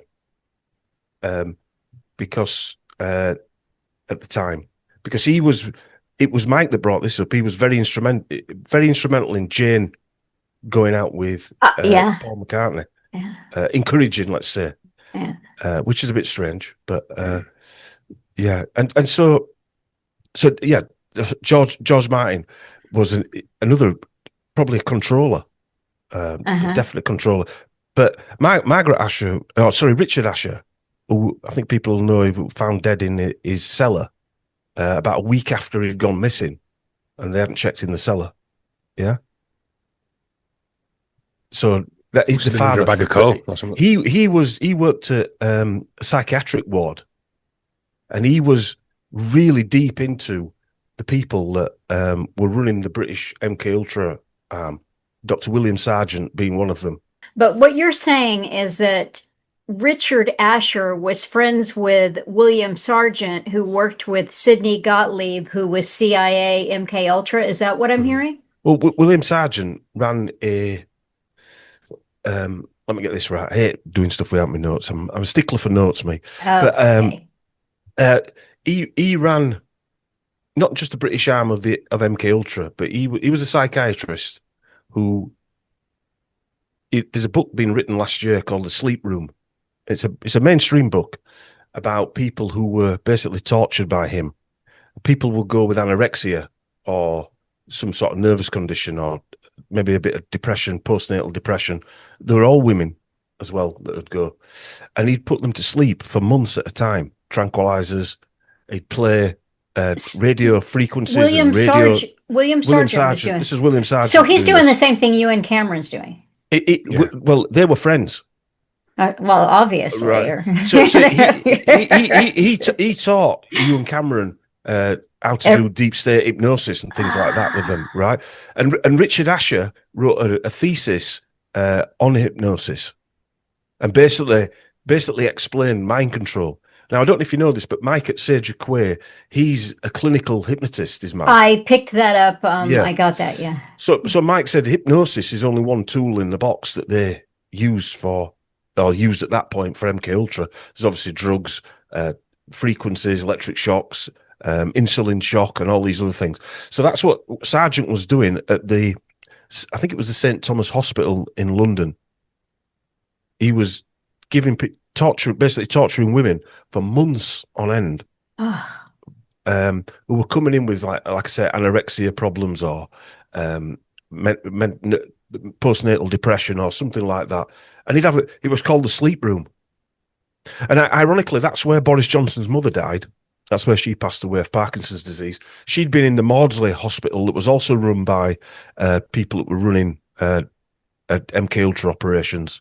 Part of the Nazis, actually. Some of the Nazis were coming over pre-war there. And so she was tortured. This is Boris Johnson's mother. But she actually passed away in St. Thomas's. Boris Johnson, when he got so-called COVID in 2020, in March 2020 or April, he went to St. Thomas's for treatment. And looked quite bemused when he came. Treatment, yeah. Treatment. So anyway, so he actually worked. William Sargent worked with Frank Olson. Frank Olson seemed to be the go-between. So he spent time over here at Frank Olson. Frank Olson was the guy that accidentally flew out the window after being dosed by William Gottlieb's team. Yeah. So he worked with William Sargent. So William Sargent went over and met Gottlieb, and that's when there were obviously his family is still trying to get compensation for that, you know. Yeah, really. They made a Netflix series about that, didn't they? They made something about it. Yeah. And so Ewan Cameron and William Sargent were we've always since we found that out, my wife said, "Do you think William Sargent was the sergeant in Sergeant Pepper's Lonely Heart Club?" Which is an interesting one. I would say so, wouldn't you? That's an interesting. She has a uses sometimes. Schmack. But I mean, I've got a few of his books, William Sargent, and they're quite a scary read. And he's got one of a screaming fan of the Beatles. And in the book, it talks about possession, voodoo possession. So he's writing about things that they were doing on people. But it's got a screaming fan of the Beatles, and underneath it writes Beatle possession. Yeah, show me that. Yeah. Interesting. Yeah. So, I mean, again, when you're looking for proof, these things, you put all this stuff together and you get all, I suppose it's evidence, isn't it? I was saying to my wife, I'd have probably made a good policeman or something like that. It's not that I want to be a copper, but a detective, because it intrigues me putting evidence together and finding the truth, if you like. Yeah. Well, now we got away from the song. Paul McCartney's writing the song yesterday. Yeah. Yesterday. So it's said that they practiced, and these are rumors, but they practiced hypnosis on Paul McCartney to improve his either musicianship or singing or writing abilities, etc. Now, whether that's true, I don't know. But what is true, he has said this, and I've seen it on interviews, that he came down with the song in his head yesterday, and he actually asked people, "Have you heard this song?" have you heard this song? And none of them had heard that song. Even John Lennon, who remembered asking, did you write this song? No. Well, this song's appeared in my head, and it happened to be yesterday. Which also go on, ties into that film yesterday, where that guy. I've not watched the film, but I've seen the what is it of it, where the fella made by Richard Curtis, right. And basically the film revolves around a guy. He gets an electric shock, and he comes up with the song yesterday, and then realizes no one's ever heard it, and it makes him famous. So I think I remember reading something about that. Yeah, and I thought I it was hadn't a cute watched it, idea. Yeah. it's a cute idea. It probably happened in the 60s. But also, Mike saw some old Italian Neapolitan songwriters who said that yesterday they played it on the piano, this old Neapolitan song from the 1800s, and it's exactly the same. Yeah. Chord for chord on the piano. It's exactly the same. Wow. And the melodies of the songs are the same. Wow. Is that in his 4-hour magnum opus, that phase? Is it? That is, yeah. Now he Paul McCartney, obviously, you're talking. He's living with. I think Richard Asher played a bit of the piano as well, and Margaret was a professor of music, but they'll have been classically trained in that old music style, and so adapting it over to some modern pop music. Exactly. Well, it's actually a backward step, in it, rather than a forward step. Maybe they were trying to. I call them cultural Manchurian candidates. Maybe they were. Oh, I heard you say that. That was beautiful. Yeah, well, yeah, I do say something half decent every now and again, and so does the wife. Second time this year. Second time in my life. But these maybe they're trying to program cultural Manchurian candidates there. Yeah. To be songwriters, to be geniuses again, to be the people that we look up to. These super soldier type pop stars. Well, when I heard you say cultural Manchurian candidates, I thought, yeah, that is probably closer to how it works at a certain level, because think about how hard it would be for a person to walk around with a lie on a conscious level all the time. Big lie. Everything about me is a big lie. There has to be, I feel this and I don't know it, but I think there must be a convincing them that they are the genius. That yes, I'm a genius. Yes, I'm a musical genius. Yes, how Hence else why could that's you planted in his head. Yeah, that makes sense. That's planted in his head, make him think that he thought it up himself. But how many have they developed? When you look at all these people, like the Disney kids, the Britney Spears, and all the these Disney people. kids is a perfect example. Yeah, goes on forever, that list. Yes, It does, yeah. And it's the same thing, going back really 40 years. If you look at a Beach Blanket Bingo, it goes back 60 plus years, because Wizard of Oz. Well, yeah, and Annette Funicello was she was a Disney kid, and then she's doing Beach Blanket Bingo with Frankie Avalon, and that's the bikini. What is the bikini going to do? Bikini Atoll. It's going to blow up culture. And it's the same MO. The parents are comfortable because the little girl's so cute and she got pigtails on and she's a little gingham dress and that. And then, the next thing you know, she's a whore. Yeah. Or a drug addict or. Yeah. Well, or a combination of, Yeah. It's, I mean, I did, I haven't released it yet, but I did the genealogy on the Beach Boys, Sharon Stone, and Charles Manson. Sharon Stone in there. Yeah. Have you read that Chaos? Have you read that? Yeah, good one. Yeah, it's a very good book, that, isn't it? Yeah, I'll try getting him on, but I think he's a bit busy. Is the guy? Oh, yeah, he's a very interesting character. Yeah, well, his research is something that you could really admire, because he's given everything up to achieve that, and he still gets called a sellout. see some of the comments on his thing. Well, I can't remember. I Like, can't remember his name off the top of my head. Tom O'Neill. Tom Tom O'Neill. O'Neill, yeah. Yeah.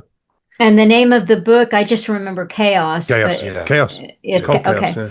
It basically answered every question we've been Yes. asking for the last 30 years or 40 years. This is about the Manson family murders and all of the cultural people. The Beach Boys are in there. I don't know where Sharon Stone comes into here. No, sorry, Sharon Tate, not Sharon Stone. Oh, okay.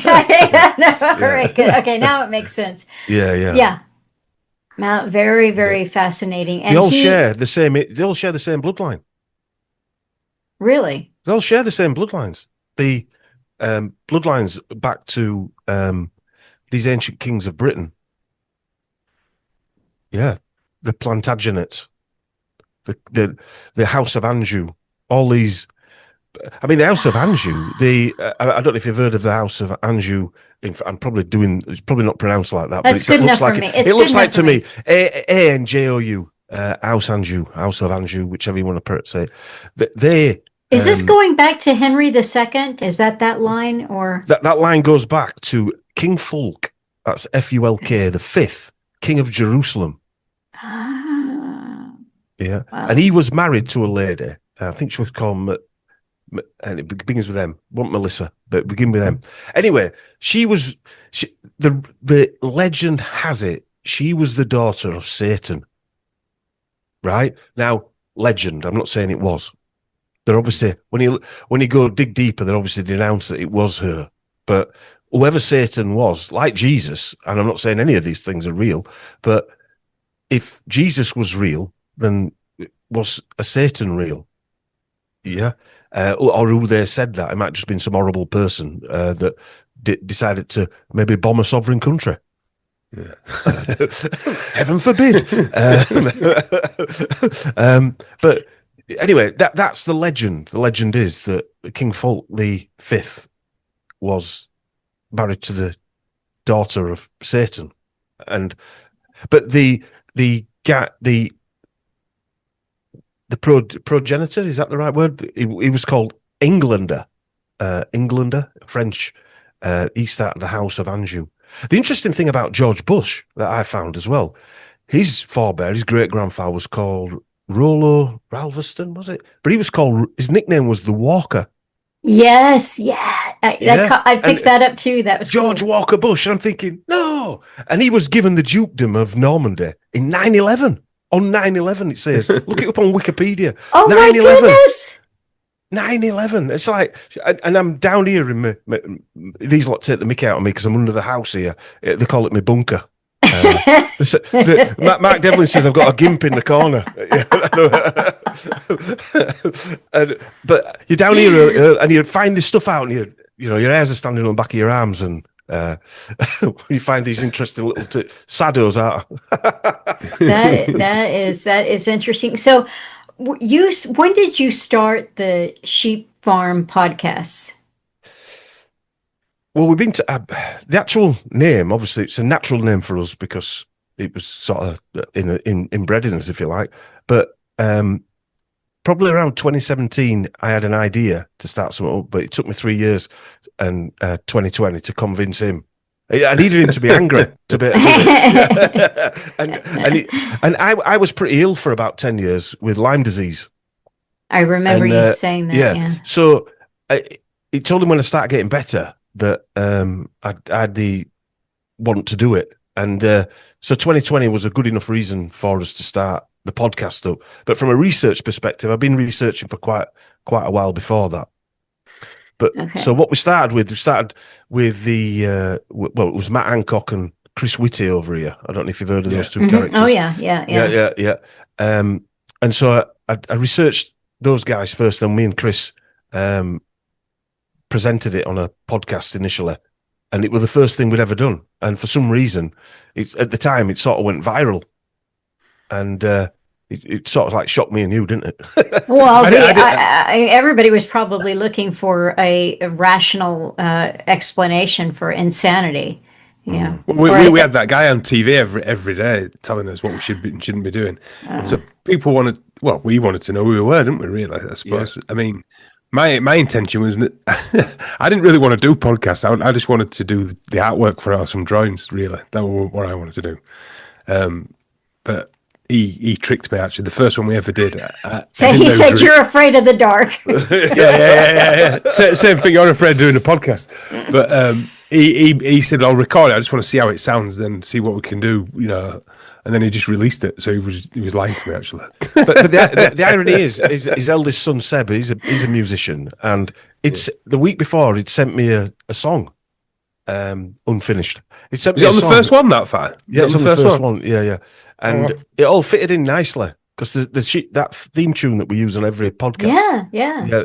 So that's your oldest son. Yeah. Seb, he writes music. Yeah, he just sent it. He always sends me all his songs he's done, and he just sent it. And I just sent it to Dom, and he just used it straight away. Oh, that's very nice. Now people have got it as a ringtone. Yeah. So but it was really the Boris Johnson stuff that we did that was that sort of caught on, because we did like 10 hours worth of documentary type of podcast on Boris Johnson and his whole. In my book, it's taken up 15 chapters as Boris Johnson. Well, let's get a screen. Let's get a screen share of your book. Why don't you tell me, because I don't know if it's out. It's coming out. So it's not out yet. It's imminent. It is imminent. I think this is the right one. Can you see that? Yes. Yep. Traitors. Yeah. The Plandemic Politicians. I'm reading this for people who just hear the audio version. So the book is called Traitors, the Plandemic Politicians. And then above that, it says, wouldn't it be great to know the backgrounds of the politicians who ran the UK COVID-19 pandemic? It's by Dom Watterson. And it's got that Baphomet's, they're Freemason. And then it says, power tends to corrupt, and absolute power corrupts absolutely. Lord Acton. And this really terrific, what we see here, it is the flag. It's the British standard, but it's kind of muted. And then you've got a red cross. And you've got some blood droplet spatters in red. And then you've got, ever so subtle, a little coronavirus and a hypodermic needle. A syringe. Yeah. Syringe, yes. Yeah. Nice cover. Very good work, Chris. Oh, thank you. Yeah, it is good work. Yeah. Very catchy. I've just noticed I don't like those straight lines down the edge. I just need to touch them up. Well, I don't see straight lines down the edge. No, I don't either, because I haven't got that sort of eye to look at that. Okay. But fix it right away. Yeah, you always see things that annoy you, don't you? I know what you mean now, Chris. Yeah, I see what you mean. Don't go right to the edge, does it? Yeah. I would have faded it out like I did at the top and the bottom. Anyway, it doesn't matter. Okay, it looks good. Looks good to me. All right, so tell us about the book. Well, it's a labour of love because I've had all these notes in my computer for about 5-6 years now.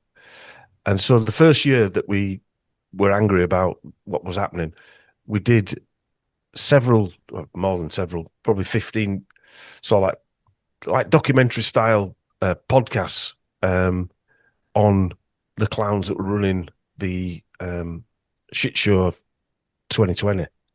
Were we doing one a week then, Don? I can't remember. No, it wasn't one a week. It was probably one every 2 or 3 weeks.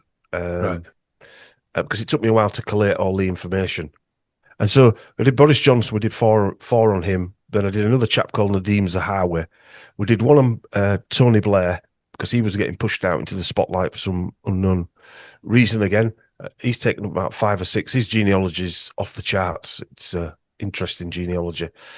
And all the other incumbents that were part of it as well, like Preeti Patel, Michael Gove, and they're links to all. Do you know one thing that I didn't realize this when I did the podcast, but I've realized it obviously when I've done the book. But they're all linked to Israel, every one of them. Really? Oh, every one of them. Every one of them's either paid or they go there and kiss the wall, or.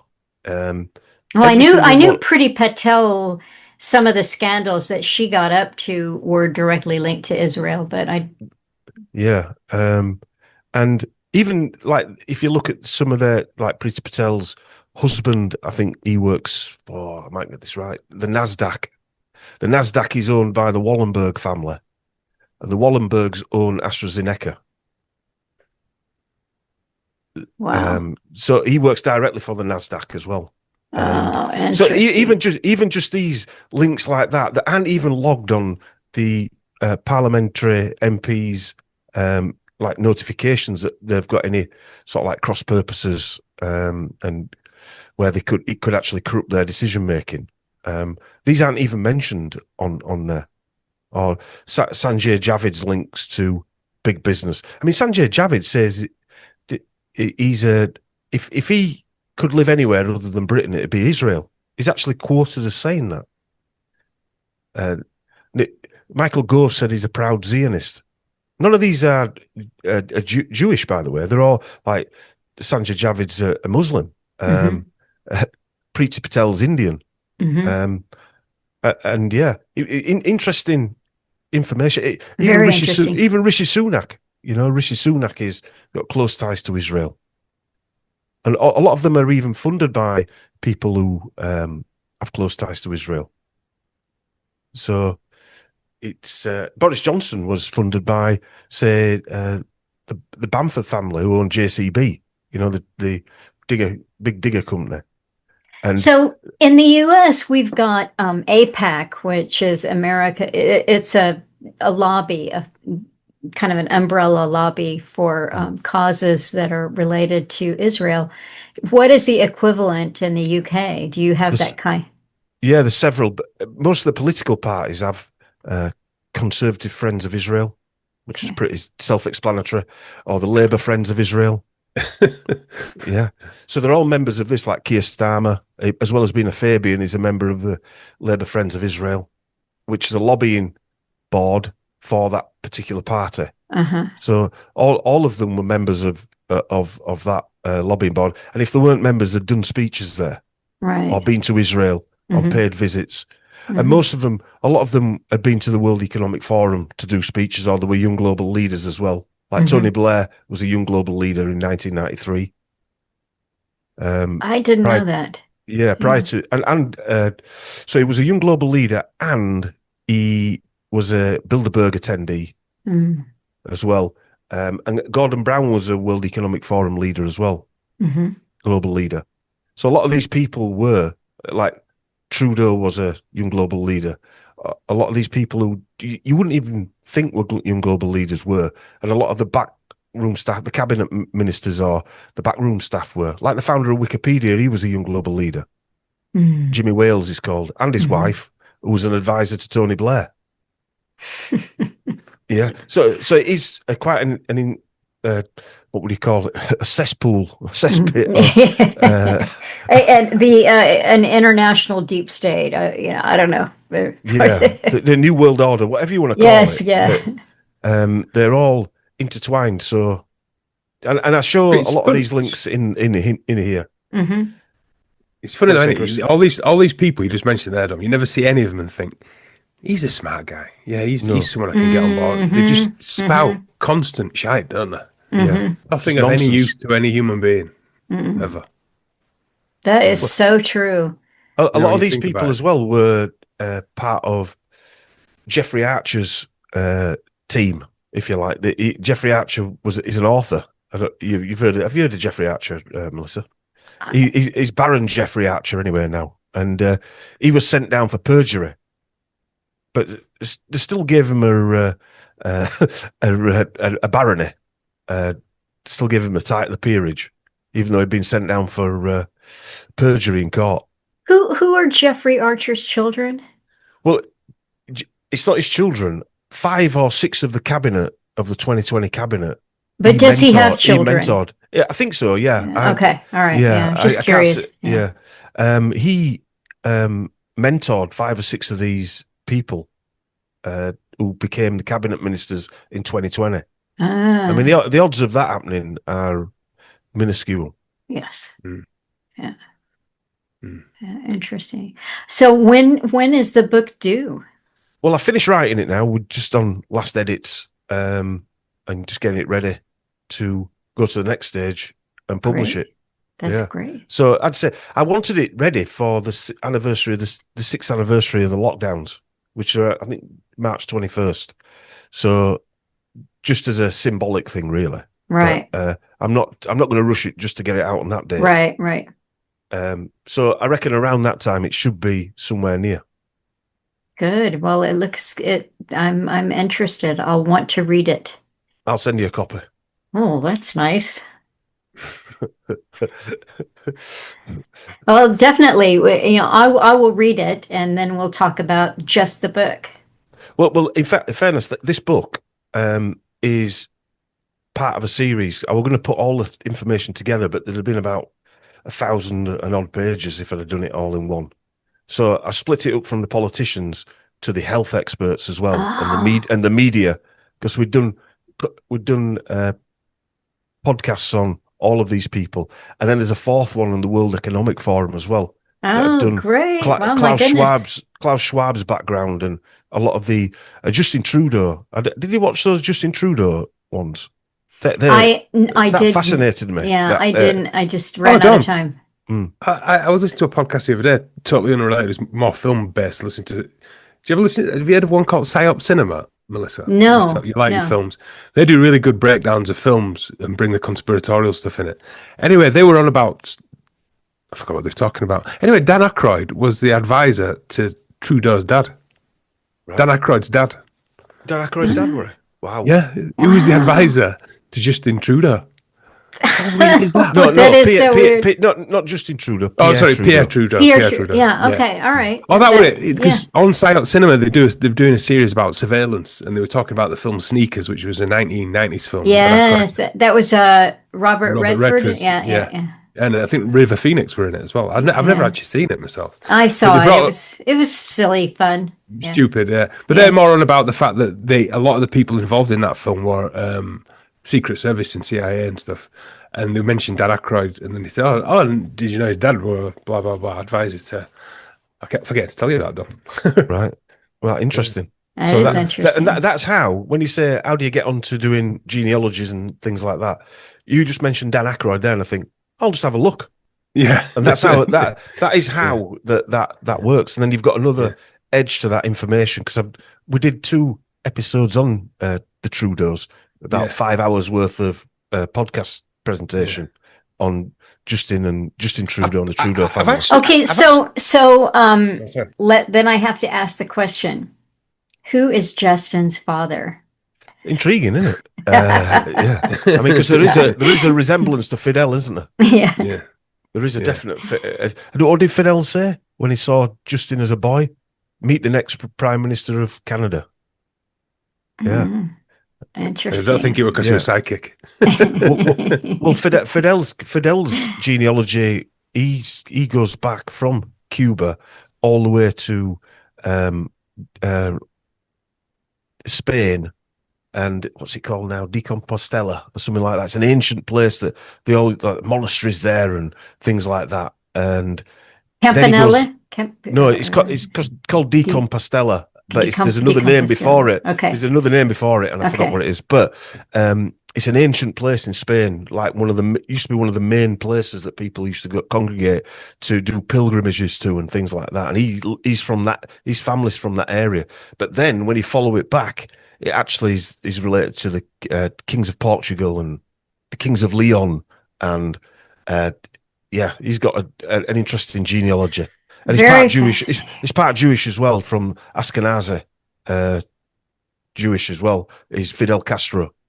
But just the fact that it's possible that that's his son just proves that they just operate in a totally different way to. Yeah. But another thing, the Trudeaus.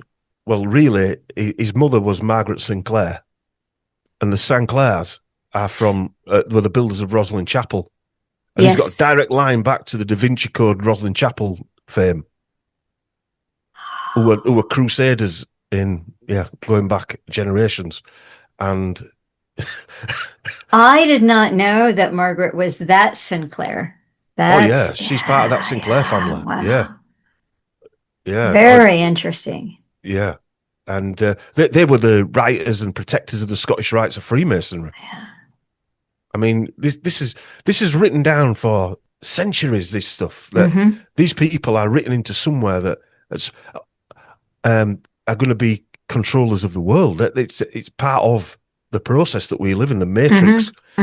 Also, one of the Trudeaus, she was I forget her name now, but she lived in New Orleans. She was a Trudeau, so forget whether he's related to Fidel or it's Pierre Trudeau's son. My money's on Fidel, but the Trudeau family, one of them was a voodoo priestess.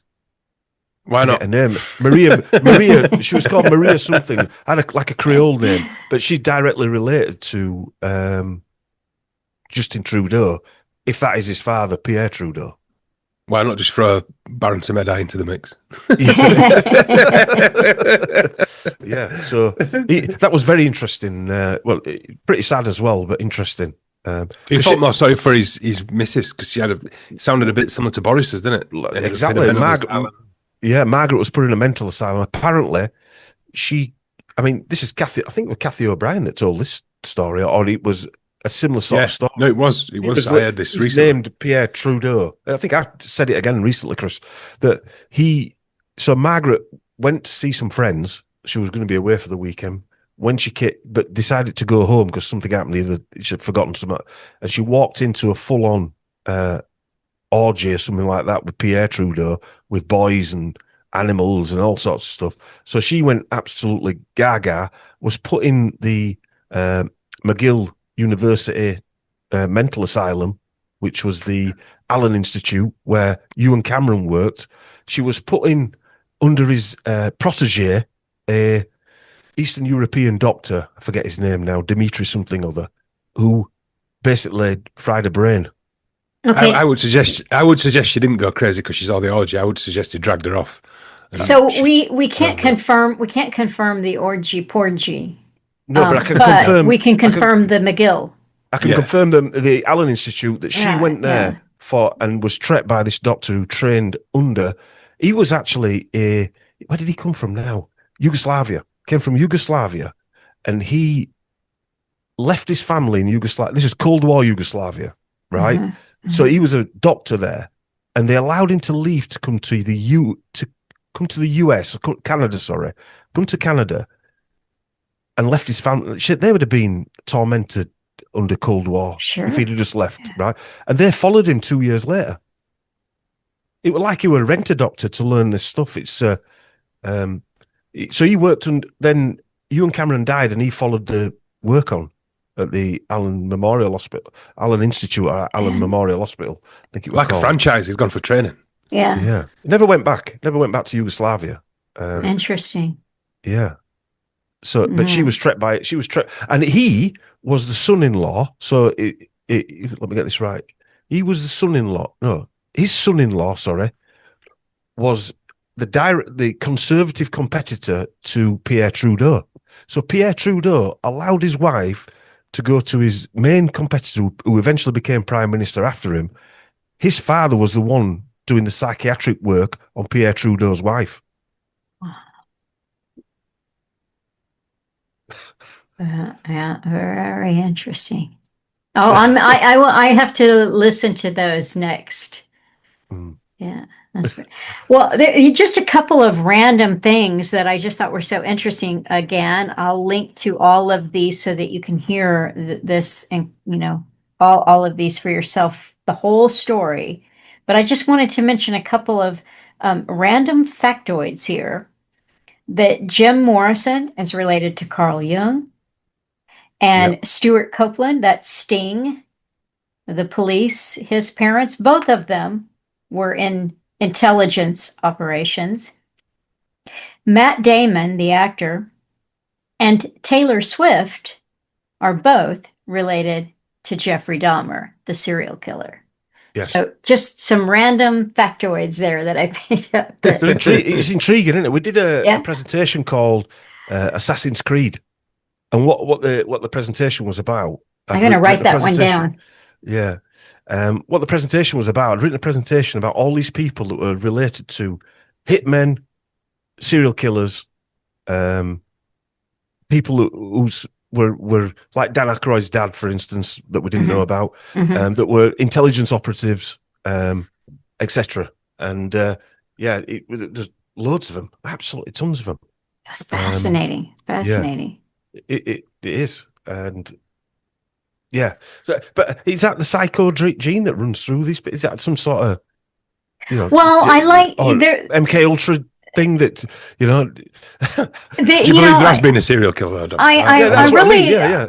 I like what you said about and that conversation that you were having with Mike there about the serial killers, the kind of an MO. I think one of you said, I don't even believe that they were Yeah, it was me. that. Yeah. So elaborate on that. Have you read Dave McGowan's other book, Melissa? No, I haven't. I Program to Kill. Yeah. That's what it's about. That's a fascinating read as well. It is. I have kind of always stayed away from serial killers. Just I'm afraid of the dark.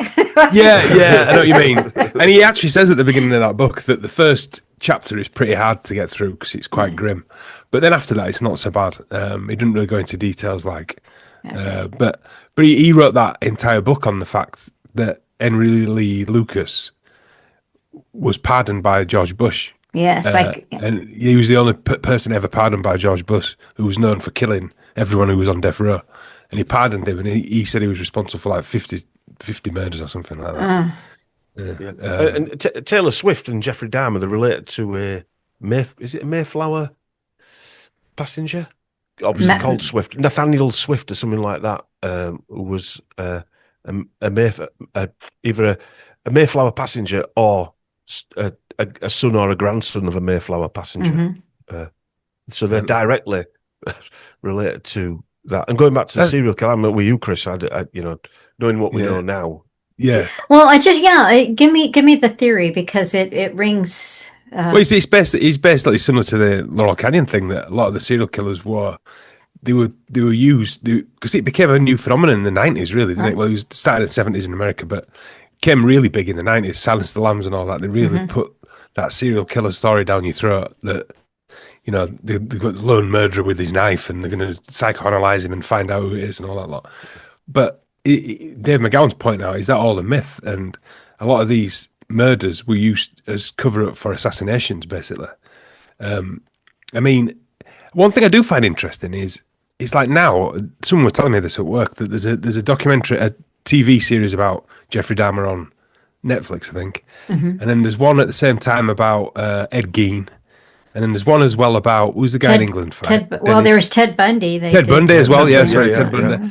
Yeah. All these, but why are we fascinated by these things? I mean, and some of my mate at work said something quite interesting. He said he's watched the Ted Bundy one, and then he's watched the Ed Gein one. He just watched the Ed Gein one, and he watched the Dahmer one, and he said they're really good. And you find yourself sympathising with them, and it's like, there you go, yeah. And then you go, there's a programming for you. Well, look at how successful Dexter was, and they're still living off that franchise. I'm just doing another one with that. Yes, yeah. I mean, I've never watched it, but me either. I did watch it. I watched it actually. It's stupid, but I did watch it. But I'm aware of the program. Didn't Costa make right, yeah. Didn't Costa make one where he was like? Yeah, he did actually. You were married with kids or something. Yeah, he was a serial killer. He did. Yeah, he did. Film, wasn't it? Yeah, it was almost. Yeah, when I think about it, that was pre-Dexter, but it was very similar. Yeah. Sympathy for the murderer. Yeah. And interesting. The serial killer. This is interesting. But this is what we get programmed with, isn't it? It's what we get programmed with. Why do you think, I mean, this is purely speculation, but why do you think that they want to program us to have sympathy? First of all, to be fascinated by serial killers, and second, to have sympathy for them. Why I think it's just desensitization that we're on about before them. Desensitized to horror, yeah. Because it goes against everything that we know morally. As natural, right? Yeah. As natural human beings. Yeah, I mean, and look at who's in control. When you look at the music, right? Why would you have intelligence operatives, psychiatrists who run at MK Ultra? Why are they always in or around a band or the music industry? Why do they need those people if it's just a creative environment? You don't need to be surrounded by all them people unless they are culture creators, like you mentioned, Melissa. I watched this actually on Netflix yesterday, just out of interest, and I did make it through. I wasn't planning on watching the whole thing, but I made it through the whole thing. And there's a documentary on Netflix about Ozempic, the weight loss drug. And I thought, just out of interest, and they did nothing, and I mean nothing, but sell it.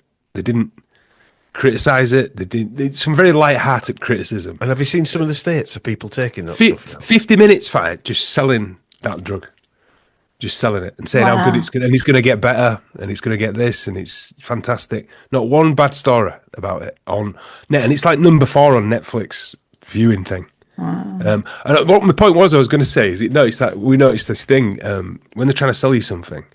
If it's real propaganda, when they're telling you the horror story, there's usually some xylophone music in background, like that little and it's got to be something to do with programming from a child or watching shows over again. And it was in it all the way through it while they're saying, "Then fix it, ding ding ding ding ding ding." Just go and get your little toes.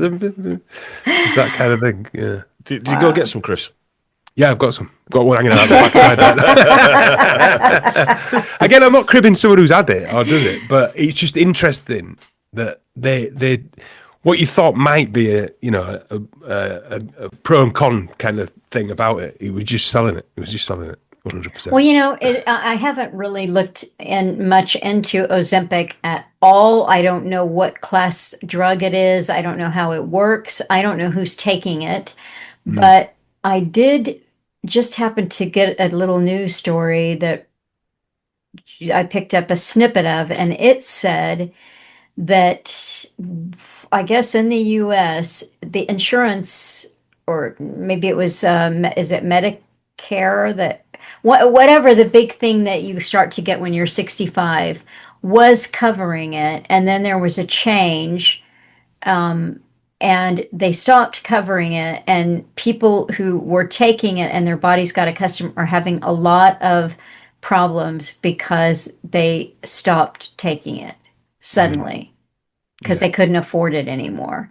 So I didn't follow up to look into it, but it's not all, xylophone. Well, it was made for people with diabetes. So is it called G120 or something? Donald, they kept saying that. I don't know, because there's a lot of brands. Ozempic's one of them. I think it was invented in Sweden. I think for diabetes, and then they realised it slows the food digestion going. Well, what happens is you actually lose muscle mass. It doesn't just lose they body did say fat. that. They did say that. It lose muscle mass. So not just muscle mass, but tendons, ligaments.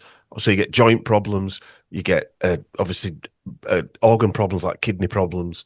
They did mention. To be fair, they very quickly scoot over it, but they did mention that you can eat away muscle, and they mentioned. Is it osteoporosis? Osteoporosis. Well, it takes probably all the collagen out of your system, but it does. That sounds horrible. Have you seen some of the? They very fleetingly mentioned the osteoporosis, by the way, because I almost forgot, and then they went straight on to how fantastic it really is in the long run. You definitely get weight loss from it. A lot of ladies who are taking it, they've got to go for facelifts because the faces sag. Yeah. So they look horrendous. Ozempic face. Yeah. Ozempic face, yeah. So all the skin sags because there's no muscle. There's no muscle mass behind any of your features. Yeah. You know what? Did you remember the movie Brazil? Yeah, Brazil. La, la, la, la, la. I love they that had film. to have their faces basically. I mentioned that.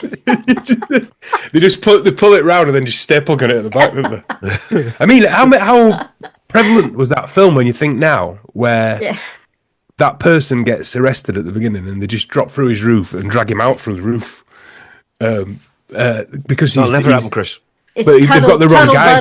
Buddle, they got the wrong guy, haven't they? Yeah. And then you've got the facelift, and you've got them also sat in a restaurant eating, and a terrorist bomb goes off next to them. They just put a partition there.